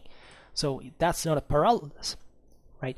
What I would like to point out here is that it's not that the Hellenic influence didn't have. I mean, actually, we should question this too, because many people also of that, those scholars that have pointed out this thing at some point have said, we still don't have the certainty of whatever the hell happened for real, because as we explained, 4th century Roman history is myth, and the point is, some have said, maybe somewhere the Romans got actually fascinated with the Hellenic hoplitic phalanxes, and they tried to do this whole thing to imitate it. The point is, at the point that at some point that they resembled it, the question is unanswerable, because I personally doubt it. I don't think that a Roman warrior at that time was actually so eager, for example, to share what his descendants of 300 years later would think of how cool it was to copy the warfare of a guy that was, by the way, still alive, because Alexander was conquering Asia, and actually when the Romans started experimenting with the manipulator system, Alexander wasn't even born. So I doubt that any Roman at that point felt any complex or inferiority or better, because the Romans never felt to be inferior to anybody, even later on. But at the point of softer historiography trying to say later on, we copied the thing from the Greek to beat them, improving the system, right? I doubt that 5th century Roman chieftain ever even cared about that, knowing even knowing, presumably, actually, that Greece was there, that things were going on, that the Persians were invading it, why not? The Mediterranean is open. Roman society is very open. It's very at the center of the world, literally. Geographically, it's always been the case. And we know the context that exists in this world, but to the point of saying, explaining eventually the genesis of the manipulator system by, stating that, these guys wanted to copy the Hellenic system. The question is why? Like, what do you think that this idea, like a mere, spoiled wish, would count in front of major political, social, and military issues Rome was undergoing actually at that time. When the Celts were about to pillage the city, or where they risked to be wiped out, to lose everything in Italy at the Battle of Sentinum. What do you think that was the actual horizon of the Roman middle class? The Roman ruling classes, that, by the way, were some of the most courageously, traditionalistic. They were growing in that sense, exactly in those years, that at the beginning of the Second Punic War, they were even debating whether there was any need to expand further than that Sicily and Sardinia outside of Italy, because it didn't sound like a good idea, right? How can you think that these massive shifts that eventually occurred in Roman society had anything to do with saying, okay, let's replicate the model of two city-states that, by the way, at this point they didn't count pretty much, because the 4th century Athens and Sparta are decreasing, right? The Macedonians are bringing forward another system. And what's Hoplitism in Italic culture? It doesn't make any freaking sense. But, and this is true, it might have been that the Romans actually were fascinated, and they saw it as a revelation, as a matter of fact. The idea that there were peoples out there were actually fighting in an orderly fashion, in a disorderly way, for which all the clans were aligned, for example, in a single line that could fight all together with a collective direction, in a cohesive direction, and, for example, displaying their troops in a better marching formation, a more effective formation. All those Hellenic legacies were about, in fact, as we have seen, passing from column to line for combat, and the Romans, for example, adopted this. Like even the checkerboard formation, the agmen, that is different from the agius, right? It's the marching formation is spaced, because, like, just, I don't know, the Napoleonic columns, that would give more flexibility. The obstacles in the terrain would make it easier to, to make these troops march and to deploy more quickly, right? For what concerns the manipulator tactics, the reason why they eventually, created this separate lines were within this democratic element of the Roman military organization was taking place. The idea, indeed, that started occurring during Camillian reform, that the more money you had, the more property you had, the more you had to contribute to the army. This was already, you see, the point is that there is not really an introduction, because in perspective, it's as if those chieftains had always invested everything they had in warfare. What you're doing now, it's not a democratization, it's just expanding that duty, that burden, to the rest of the population. And still fighting with an importance of the first lines, it remains for a while. The reserves probably were of dramatic importance, especially after the Battle of the Allia River, and evidently, and the only point is that they needed some space to make the guys of the first line retreating after the combat, so they probably began to space, the or at least to organize the army, because we don't even know actually how it worked on the field, the manifold swapping, it's right. But to deploy in ways that functionalized mostly a concept of maneuvering that had nothing to do with the way the troops actually fought. That is to say, it's not a legacy of Hoplitism, it's simply a legacy of of Hellenic civilization that in turn derived it from the Assyrians, from other peoples that had been, the Persians in their own way actually, that had been fighting that way since quite a time now, and that were showing the rest of the world how to do it.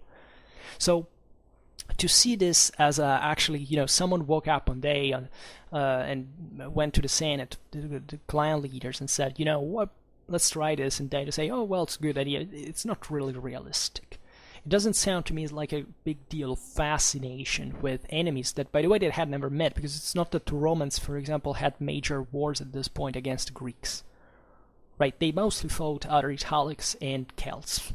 And those guys didn't fight like the Greeks. And the Romans do not create a manipulator system to defeat the Hoplitic phalanx, but if anything, actually to correct the faults of it in a way. That is to say, it's not a single line, but multiple lines, so they can make economy of forces and, distribute the effort better throughout the battle. But it started from a background that probably had nothing to do, in fact, with an Hoplitic perspective. It was just saying, okay, we have learned how to fight in line, now let's learn how to correct this aspect of, the single line that it breaks, that there is no reserve to send in. That's a big deal, and it's actually a very important step forward in the art of warfare in Roman times. And really it has to do with a vision that now this community is building within its own environment, and not because of any external influence that pressed them to do so, just because of the idea of it. These guys were fighting like hell from day to night. Rome was risked to be wiped out at some point. Like, Latin wars were tough, right? These things weren't like easy, like Rome simply subduing other neighbors. At this point, the Romans risked a lot. There would be a lot to add, frankly, but today I would have liked to talk to you about actual examples of that military, this warlike tribal culture that we were talking about before, to show you how that in this phase of transition, mainly from Livy and our later historiography, however, there is the trace of what combat could be, but also what the collective discipline could be, but also what individualism was still there, right? There is a big deal of Livian evidence, for example, that stresses the episodes in which the Romans exalted the value of compactness and the iron-strong discipline of the deployment. Livy, for example, refers of sources that are according to which the dictator Postumius Tubertus in 431 BC, and here 431 BC is who knows when, because this is myth, this is not real. We have no certainty whatsoever, but would have condemned to death his son for having, abandoned his post without authority, right? The term in Latin is in uso decesserit praesidio, and the reason being that the son had been lured by the chance of fighting with honor. So what does this mean? This is a 1st century BC. From one side, praising the Roman discipline, what by that time the Romans had become famous all over the world for.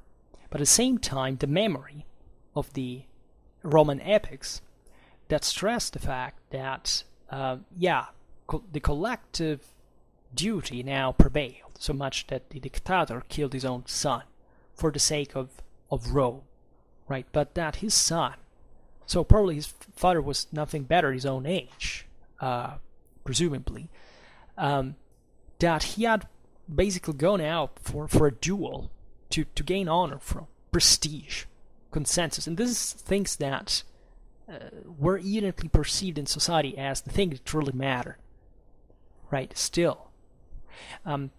Also, Livy describes abundantly, with lots of particulars, the very more famous episode of Titus Manlius Torquatus that in 340 BC condemned his son to decapitation for the same reason, right? It says, from actually, I said Decius before, but it was Titus Malnius Torquatus. It says from this translating, like, since you, this is the father speaking to his son, you have not had any contempt for the any care for the command of the consuls and the fatherly authority, the command of the consuls and the fatherly authority.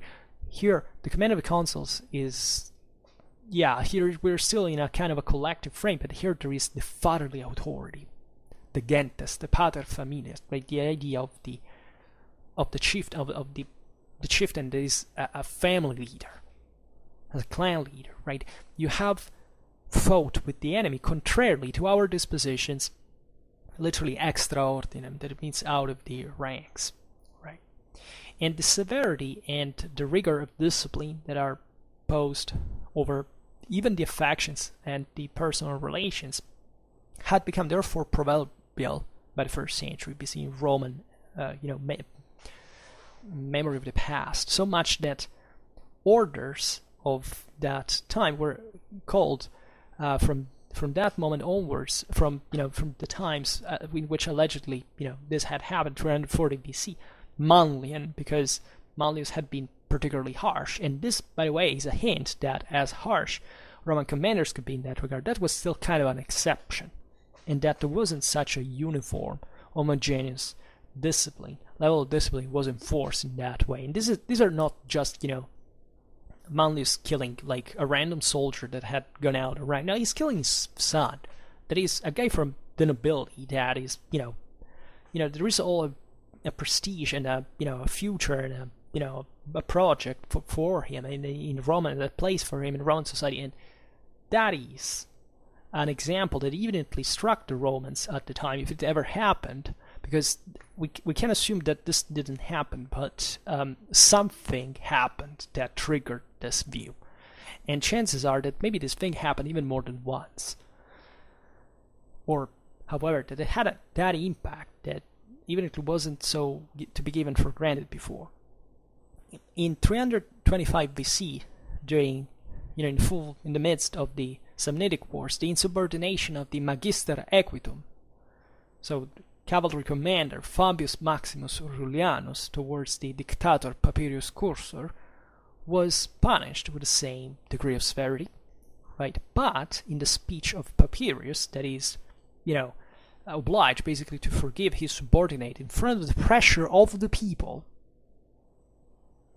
were remembered anyway, quote, the invincible sovereignty of the Roman people, the military discipline, the edict of the dictator always respected as divine will, the Manlian orders, and the subordination of love for the sons to the public interest. Right, so this is an addition, and it's freaking great because there is a contradiction here, right? The guy, the dictator, is entrusted public responsibility that is divine, is connected with the imperium. So this is literally all religious. Like the entirety of Roman culture is solely based on a military religious culture, right? This is sheer by definition. Is Rome per se has nothing to do with the law, administration, the sort of things that came later with civilization. But Rome as a concept and as the empire, that it's not something that is born with Augustus or the first provinces outside of Italy in imperialistic sense. The imperium is the origin of it's Indo-European thing, right? It's even beyond that. It's the tribal glory of the skies, and that confers victory to the mortals. Right, so this is a sacred duty, right? And what's the meaning of this passage? But obviously, that the Roman people had actually praised the cavalry commander because he had, been insubordinated, because they probably spotted in him traditionally the warriorhood, the warriordom. That now the Romans could not much afford, but was still praised instinctively by the Mars, we could say, by the Ares of the Roman people, this tribal, ancestral tribal warlike mindset that said, nobody cares about, discipline as long as this guy makes the most courageous thing ever, and it's so cool, wow, right? That's not a great civilization accomplishment, but it shows you so much, in fact, how hard the Romans had to struggle to get to that point where, and sometimes they failed, because the people in this case saved the Magister Equitum's life. So this is powerful, right? This is really big. And the accusations would to the people who would come later in time to rehear this thing is that that had been moved against Fabius Maximus Aurelianus is that he had basically not cared to remain in his own unit, in his own line. Literally actually says in Latin, non signa, non ordines servent, which means, properly, he doesn't remain under his his banners, right? Banner is etymologically not a much better, but it's vexillum, right? His flag, but he doesn't remain in order. So it's not the guy that stepped out like 1 meter of the formation, said, "Oh, oops, I didn't look at the order." No, probably this guy had went for the enemy out there to kill him in a predatory fashion, like the older warriors really were. And the accusation goes on. It says, that the militia had to be solemn and sacred, and not blind and let's say, random, like in a band of brigands. That is to say, once again, that the Romans, at least, and this is a 1st century BC sort of speaking, we have freaking no idea what the 4th century BC they would have thought about that, generally speaking. Even if the people didn't think much bad about this, is that, the militia, here meant as the war, the soldierdom of Rome, was first of all a sacred thing.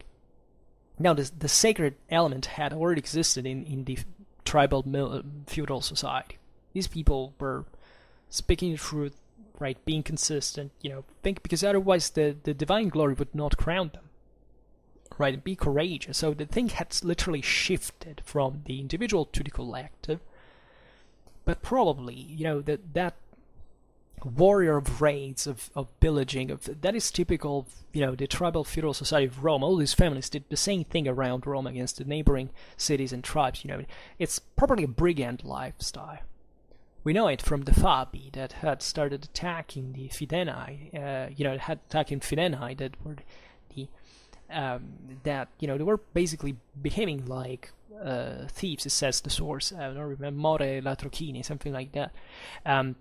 That's amazing, because it's literally what they did. And so here you understand literally the shift to a moral paradigm happening.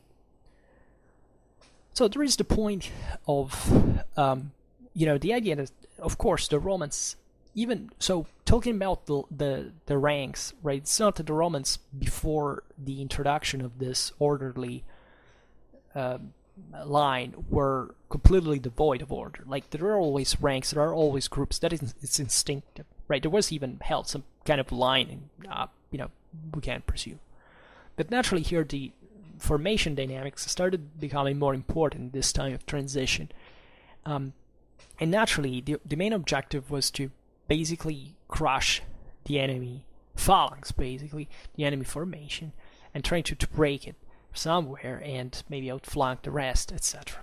Right? So, this didn't at all happen, as we've seen, in the Hoplitic sense of the ideal, or even of the autismos, right? This pushing together. It seems that never quite existed in the way we conceive it, really, even in classical Greece.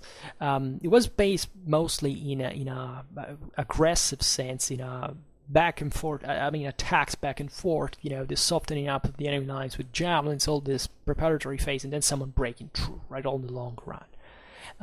Also because, this is how basically all the peoples in the world thought at the time. And there was definitely a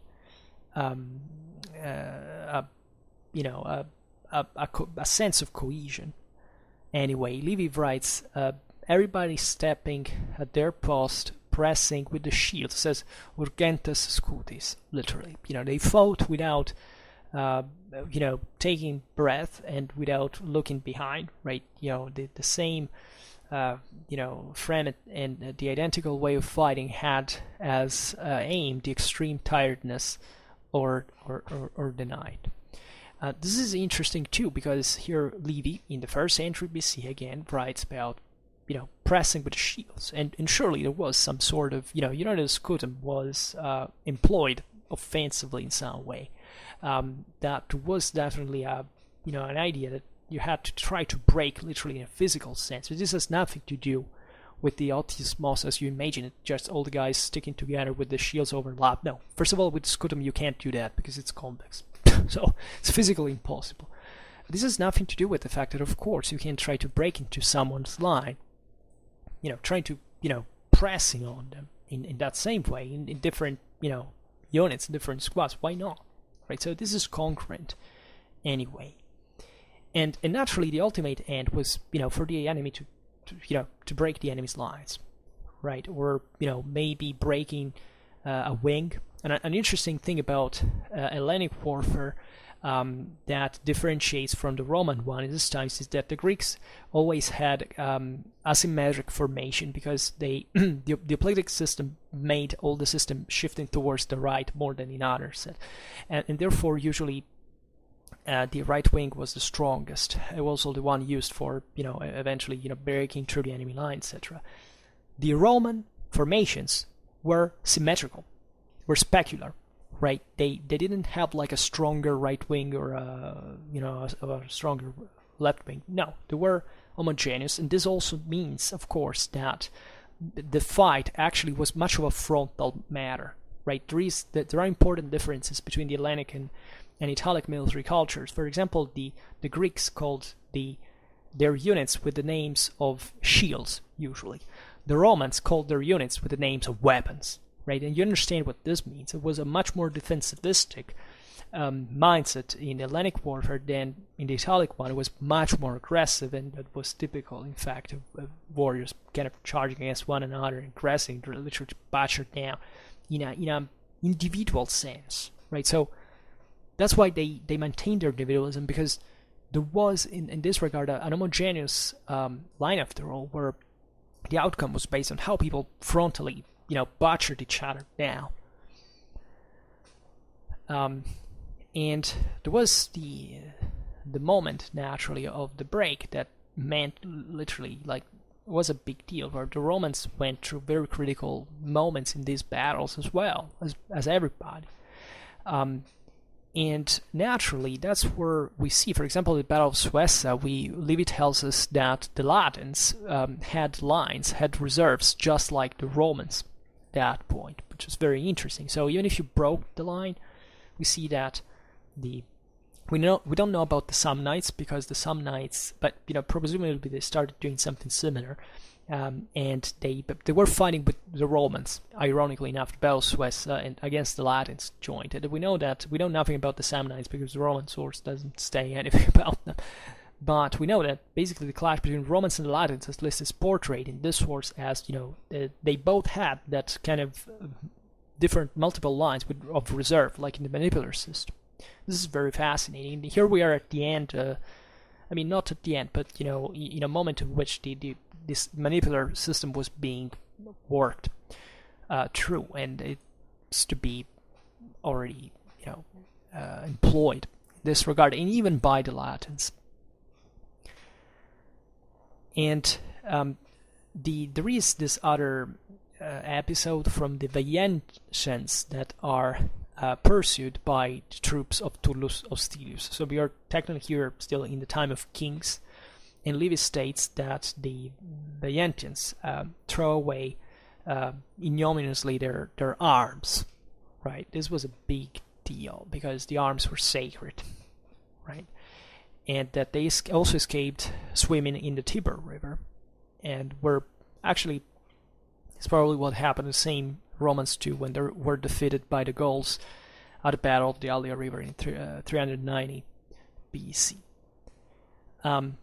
And we can assume that, as in many other military contexts, once that the two armies were aligned, and the first disposition of the troops on the field was the one that eventually would make the battle go on, right? And this is really normal. It wasn't much of a movement, especially considering the increasing importance of infantry that hadn't much of a degree of collective training, like to make moves like the manipular system actually until Scipio and Nero during the Second Punic War didn't actually display, flanking maneuvers of all kind, right? The famous the alleged flexibility of manipular system is something that comes just through the full maturity of the professionalization of the veterans of the Second Punic War. Like the first manipulars, the Romans were still a militia technically. They didn't have the training for carrying out complex maneuvers. So even here, when you talk about the manipular system in later times, it's not a single thing, right? It evolved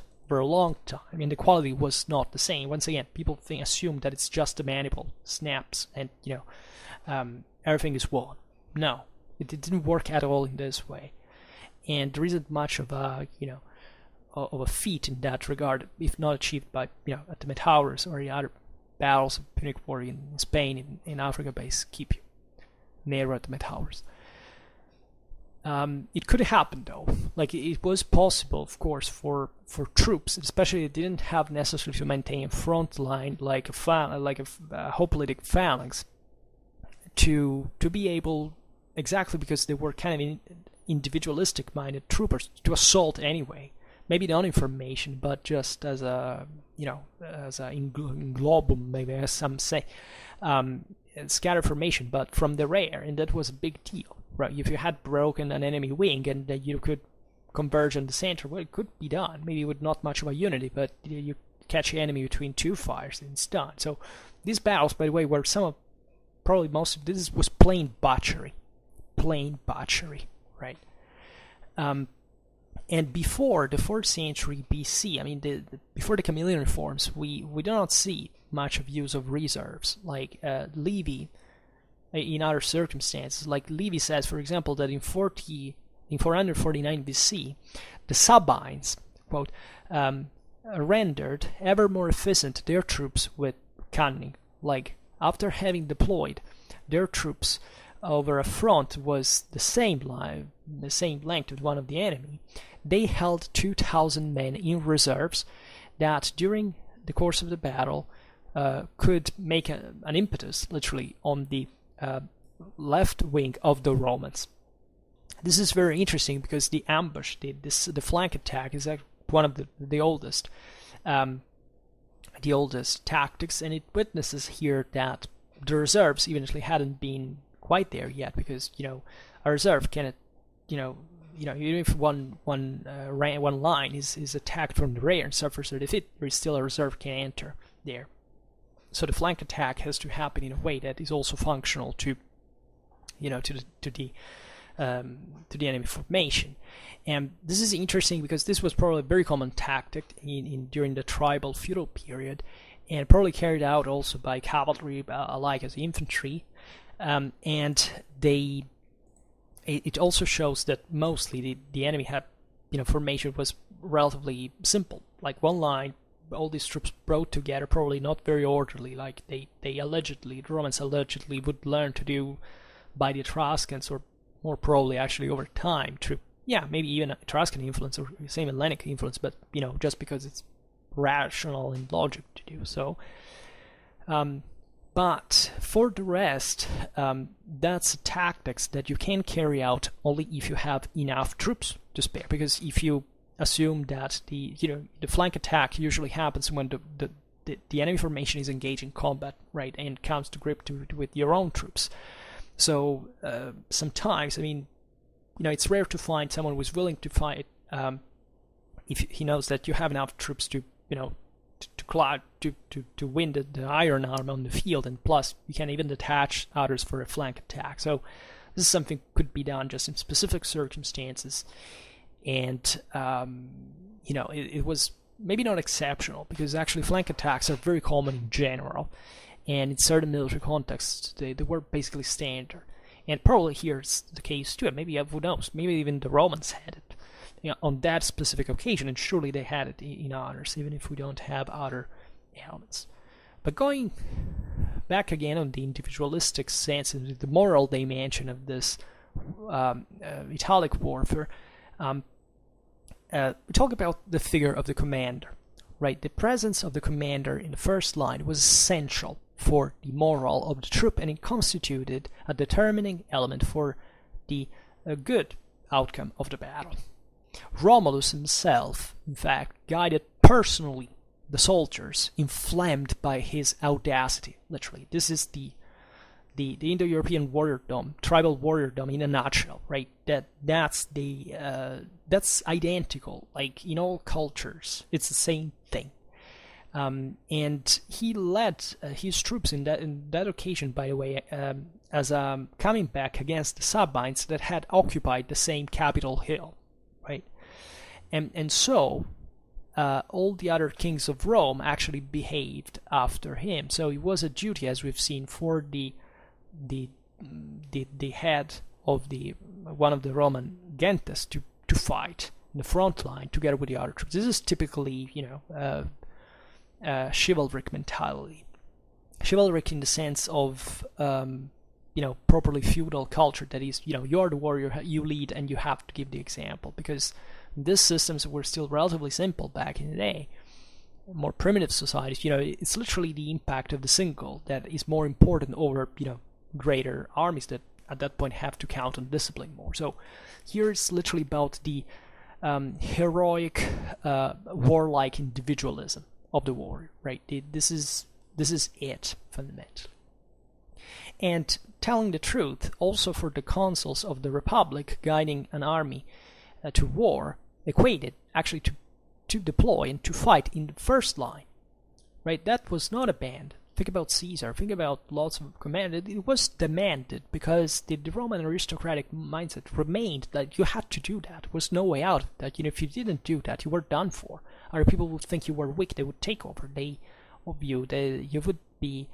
And the interesting thing is that the shaming process would increase over time because the Senate began to censor, in fact, those who misbehaved in that regard. So it was literally a public thing to prove that you had the guts to go in front of the enemy and take him down individually. And you can find it easily throughout all the Republic. The Roman commanders habitually did that. It's no exaggeration. It's not poetic license. They literally killed even some the enemy chieftains in commenting about the Battle of Clastidium, even after the Second Punic War. So, and naturally, the mortality of the generals and of the high officers in these battles was very high for this reason, right? And the high level of risk connects to the role of command was definitely exemplifying the tribal nature of this tactics, right? Livy states that at that time it was a honor for the commanders to engage personally into combat, right? And telling the story of the consul Lucius Brutus and of Aruntes, son of Tarquinius the Superb, right? And that was, at the head of the royal exiles, the command of counterposing cavalry, right? They transfixed each other with their lances. So these guys, Romans and Etruscans, are fighting, challenging themselves individually, single combat on a regular basis. They fight on horseback, and that's what they do in their lives, right? And this means, by the way, even this example, if it could be interpreted as if, the Romans recognized the fact that the Etruscans and the Romans were the same kind of military culture after all, right? It wasn't much of a difference. In 499 BC, the same Tarquinius the Superb, according to Livy, states that Tarquinius the Superb, albeit being old and weak, spurred furiously his horse against Postumius, that was the Roman dictator at that time. It was actually steering and ordering his troops in the first rank, in the first line, and wounded at one side, on the flank, was saved by his troops. So this is very interesting because it also shows literally a cavalry charge against enemy units that are forming in this regard.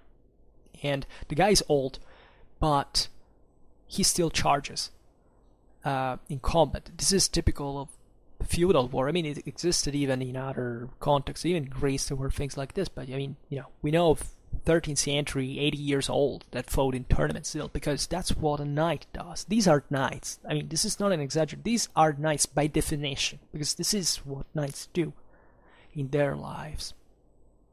And naturally, he doesn't go alone. He goes with these other troops that are his side, of course, and furiously.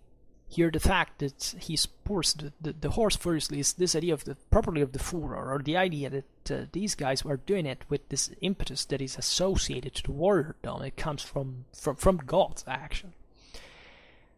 Again, Livy, in 480 BC, states that the Romans were already about to break were during combat when the consul Marcus Fabius,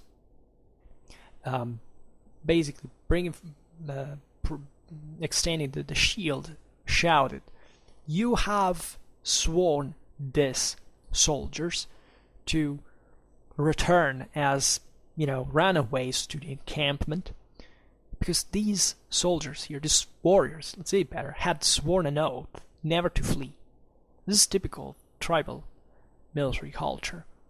The idea that you don't go to war because you're imposed by someone from a state of brokers. No, you go to war because you're part of a clan that has some duties towards, his itself, basically the women, the children, and the wall, and you have to swear to the gods that you will do your best here. So this is a sacred business. You can't do that, because otherwise you will taken out. I mean, the Romans literally, we don't have explicit information of that, but they actually made human sacrifices for this reason. If the soldiers swore an oath and they didn't fulfill the thing, they would be, the warriors, they would be killed. And saying the tradition of the spolia opima, now we will look at the devotio, for example. But the spolia opima was the same. Like, the spolia opima was offering to the gods this, later on, the panoply of the enemy killed. But it, originally, presumably, it was the same corpse of the enemy killed. And that was a sacrifice to the deity of war. Right? And that's what the reality of that war was about. And Livy states that, always compared to relatively to the first thing of Marcus Fabius, says that in the other wing, the other consul, Cneius Manlius, revived the combat up to when he wasn't seriously wounded. And he says the soldiers, believing him dead, retreated. This is important. The idea that a chieftain retreats is enormous. That is out of combat. It's a bad omen, right? It's a failure actually of the entire unit, because someone has not protected him, has not been courageous as he showed to be. So there was this competition that, in absence of discipline imposed from above, was very community related to the unit, but also to the fact that no soldier had to show to be less courageous than his commander during the fight.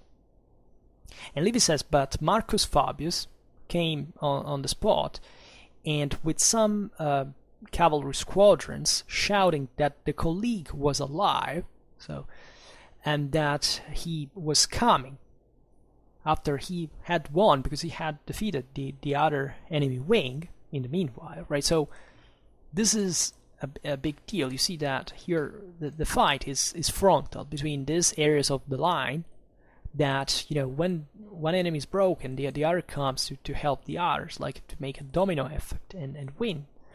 So this is an enormous deal.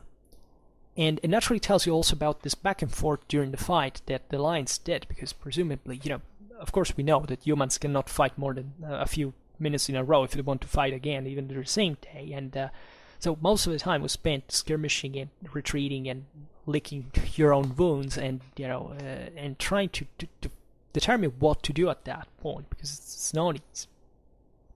Once again, Livy states the consul Valerius Publicola in 460 BC guided personally the attack to the Capitol Hill that had been occupied by rebellious slaves and by exiles, and he was killed while, quote, in the first lines he was lightening up the battle.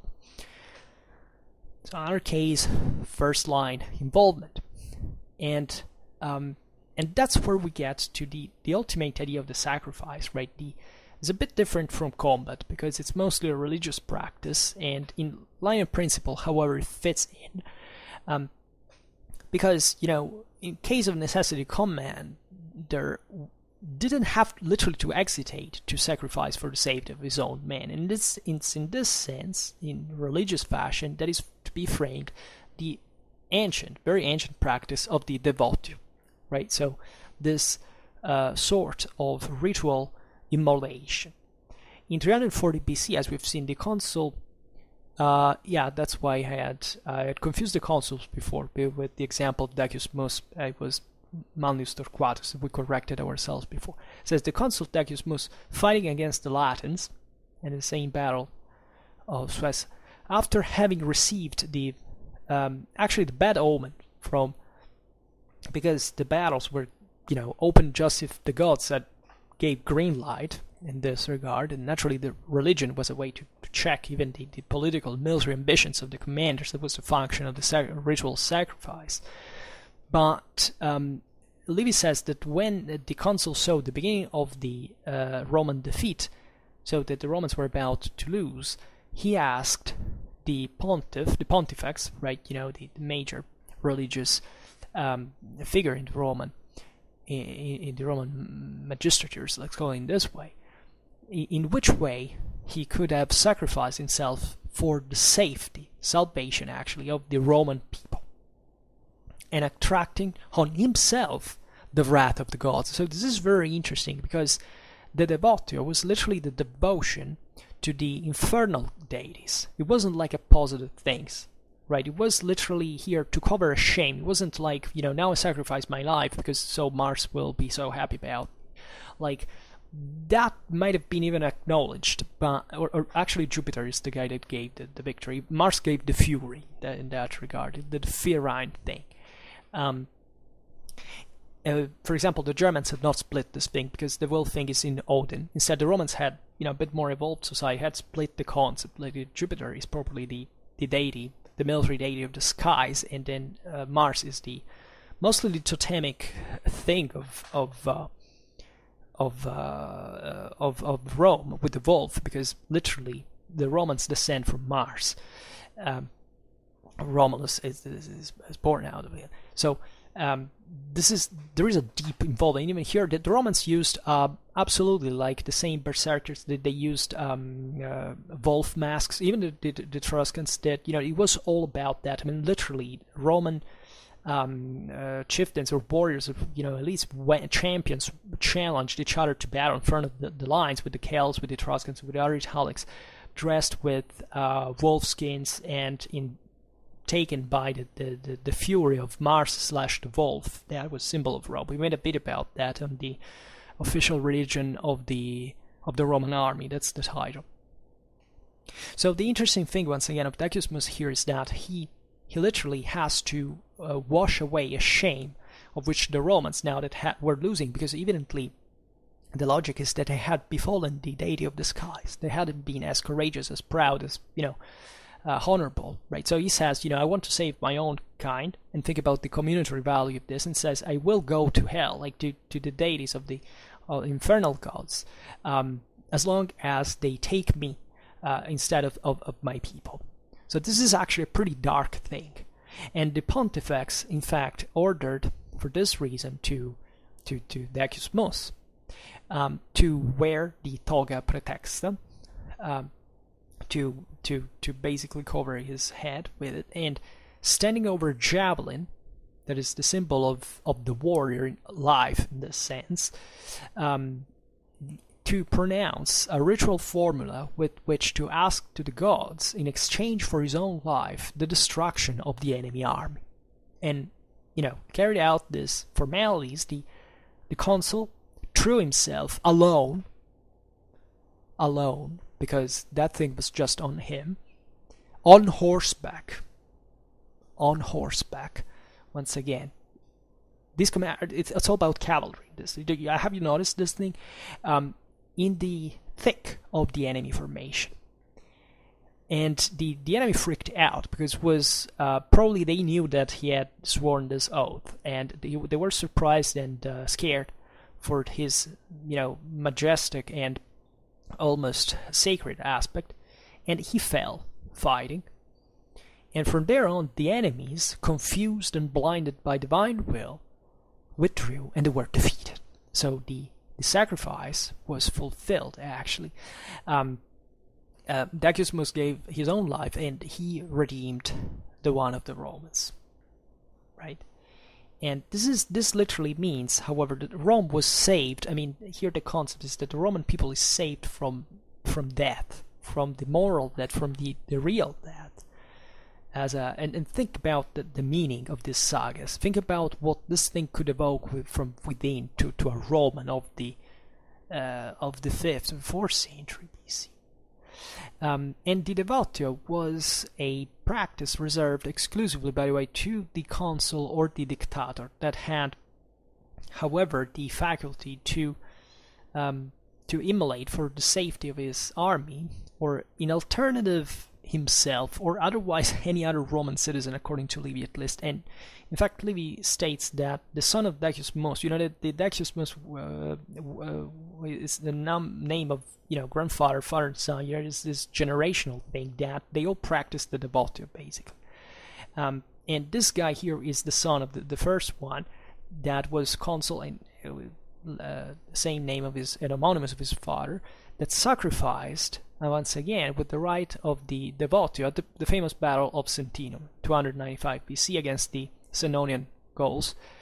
And some authors believe that it's actually the same episodes, but this is really, as we have seen, a philological, this is myth, not history, but it's the point that really matters. We could actually make an enormous list of all the single combats that existed in this reality. The consuls didn't risk just their lives. As we've seen, there was a collective responsibility. Like in case of defeat, if it was especially a very burning defeat, or of misconduct, or if Rome had lost a lot of money from the aerarium, right, or the honor of Rome was, stained in a way or another, the consuls could be literally put on trial to respond to their mistakes. And Spurius Servilius was called up in 475 BC to respond to a bold behavior that he had during the battle against the Etruscans under the Janiculus, that where he actually defended himself with success, right? And so the thing probably saved him. The same thing didn't, however, wasn't achieved by Titus Maenenius, that for the loss of the Cremera stronghold was condemned to a fine of 2,000 asses, and he died because of the bitterness of it. So literally this was a big deal. Like, it's not like today's world where people get shamed and they don't even much give a damn for that. The losing was literally losing all some opportunities, the future of the family, the thing. So the Romans actually often killed themselves to redeem their own clans in their own way. So there was also the permanence of this private, attitude. It happened many times because the idea was almost legalistic at the point, that if you had, rebelled to, this happened a lot of times. Think about during the civil wars that, legally your family couldn't be persecuted if you killed yourself because you had paid for them all. So think about the very strong community morals that existed in Roman society, but at a private level, and also at a collective level over time.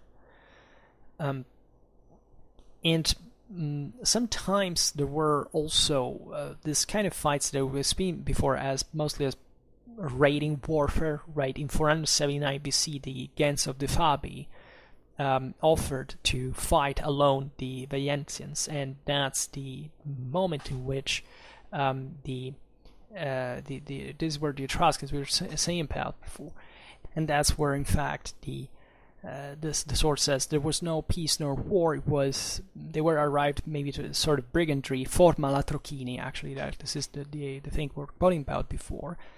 Consider this is a very archaic time. So this is still a moment in which, literally against like a private family can be sent theoretically by the Senate, mostly on their own actually, to make war with another city, a bay, this case, and do whatever the hell they want. And the Fabi actually lost a lot in that sense, because they were they were annihilated in the end. And the source says in front of the Roman legions, the Bayensans retreated in the city, and when they found out the legions had gone away, they made raids in the fields, and they escaped alternatively war with the quietness with war. This is what Livy states. This thing is important because it tells you, by the way, the presence of the concept of the legion. Like the legion, even in here, was something very old. Legion means like an elite, like a chosen group of people that is literally collected. It's the same etymology of legio, colligere. So the legion was literally the choice that the clan leaders made of his own troops for the battle, right? And initially, before the communal reforms, like this sort of democratization, at least the participation of more troops to warfare, it was mostly a private thing. It happened within their own clienteles. Naturally, the Roman clan leaders had their own, family that were, the nobility proper, and they fought like, such, and then all these rest of retainers and troops that were kind of B-class soldiers, but they troops proper, fighters, and that depended on their lords in that regard. So, and this is also fascinating. In the Cremera episode of 477 BC, where the Fabi were exterminated, 306 of them, right? So this is interesting because it's like almost the entire clan. Like the Fabi actually survived, but there were so few that they didn't make so much afterwards in Roman politics, and at least compared to other families.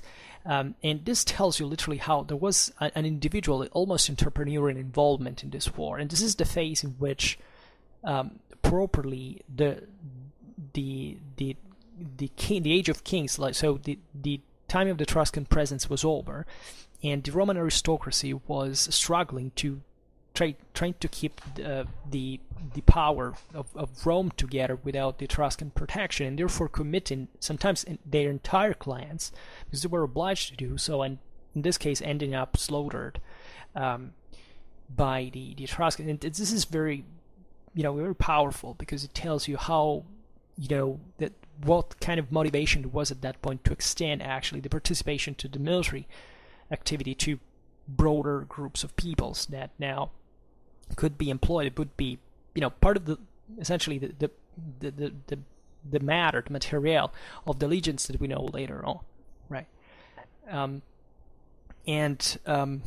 This episode of the Fabi maybe serves Roman history to create a parallel myth of the ones of the Herodotus, of the 300 Spartans of the Thermopylae, but this is completely fitting to everything we know about Latin warfare, and it underlines the fact that this wars, in fact, could be just a private affair to defend more directly the property and the interests of the various powerful families.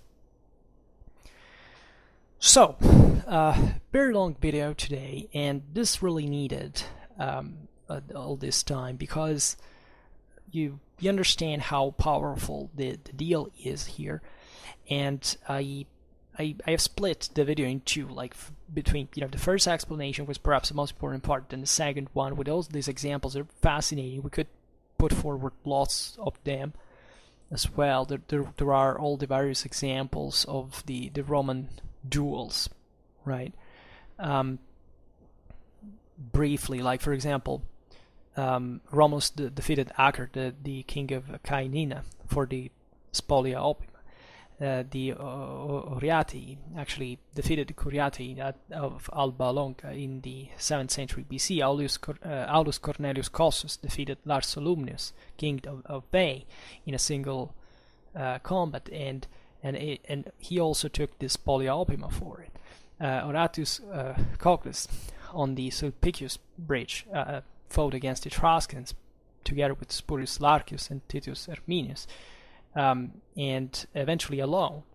In 361 BC, against the war against the Gauls, the dictator Titus Quinctius Paenus Capitolinus Crispinus, just after, very beyond across the Nomentan bridge, defeated in a single combat in a barbarian that was huge, right, in body, and after having stripped him of his torque, and having worn it at his own neck, was in fact nicknamed as Torquatus for himself and his family. There is a lot of parallelism. It's always Livy that tells the story, but between David and Goliath, right? And the Roman David, and here even does better than the biblical hero. And this is brutal, and it makes you realize how deeply imbued the Roman archaic world was warriorhood proper, right? The idea of the warrior at its exponential, in its most exponential form, right? It's brutal and embarrassing, actually, how historiography has neglected this chapter in Roman history, and over the allegedly Republican/democratic fairy tale that have told us about even the later times was never a thing. I don't know, we will keep talking about this topic because I assume it's really very insightful for us to realize what the Roman civilization stemmed from. And you understand, it's something very different from what we have been taught in terms of modernity, of progress, of this kind of statal mind. This is a private mentality. It's a warrior mentality. This is something that it's not rejecting our the roots of Western civilization, probably understanding what they really were, right? And this is not a political statement. I mean, it can become if people can weaponize it, but the point I'm making here is historical. Like, what we think to be today is in part greatly all in the Western world also happened because of the Romans, and these were the Romans. So never give for granted. Here, learn the lesson that cultures and civilizations are not born with the spirit of rationality and discipline and intelligence, right? They have to learn it. We have learned it as Western civilization. That's why we became a civilization. Look at what Rome did. They understood that and they conquered the world.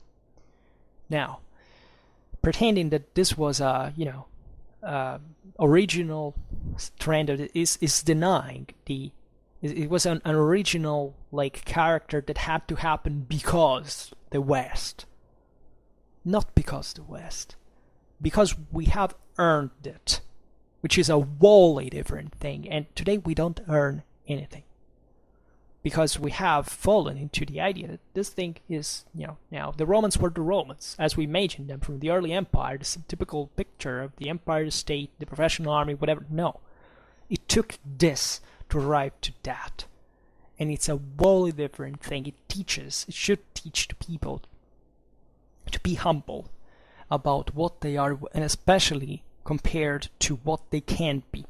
Look at the Romans. They were not at the center of a pre-existing civilization. There was no, nobody would have told these guys from the barbaric Italy would have emerged and conquered the well-known world in just 300 years, right? This is not, and these were the bases where they were coming from. There were even less, the Greek classical culture was from. How did this happen? Well, this is what we should be studying, and not stereotyping, not categorizing, not simply thinking that this is the point, and not questioning it, and not growing through the effort of intelligence. right? And this is what history is for, because we can study this and at much better levels than the ways I explained to you. But this is at least just to point out something that I never found out there, at least on YouTube. Nobody, I think, has ever addressed concretely this thing. There are lots of videos about, look at how the panoply changed from the Roman warrior from archaic times to the late imperial times. Wow, there are, pictures of soldiers changing armor and weapons. And and why? Find someone that can explain why. That's a wholly different thing, right? And let's not dump down our civilization, because I can tell you that the preliminaries of it weren't bad at all. And we're still in the right foot for continuing the thing in a good sense. Not because I'm saying that we should do what the Romans have done to their neighbors or whatever. No, what we have come to this point from there, which is another big path of civilization, right? Because the civilization we have now is not Rome as it emerged as an empire. It's something else. It's other 2,000 years of history. What I'm telling is, let's not throw away the ability to be critical and to, realize that there is much more to know than the one we think there actually is.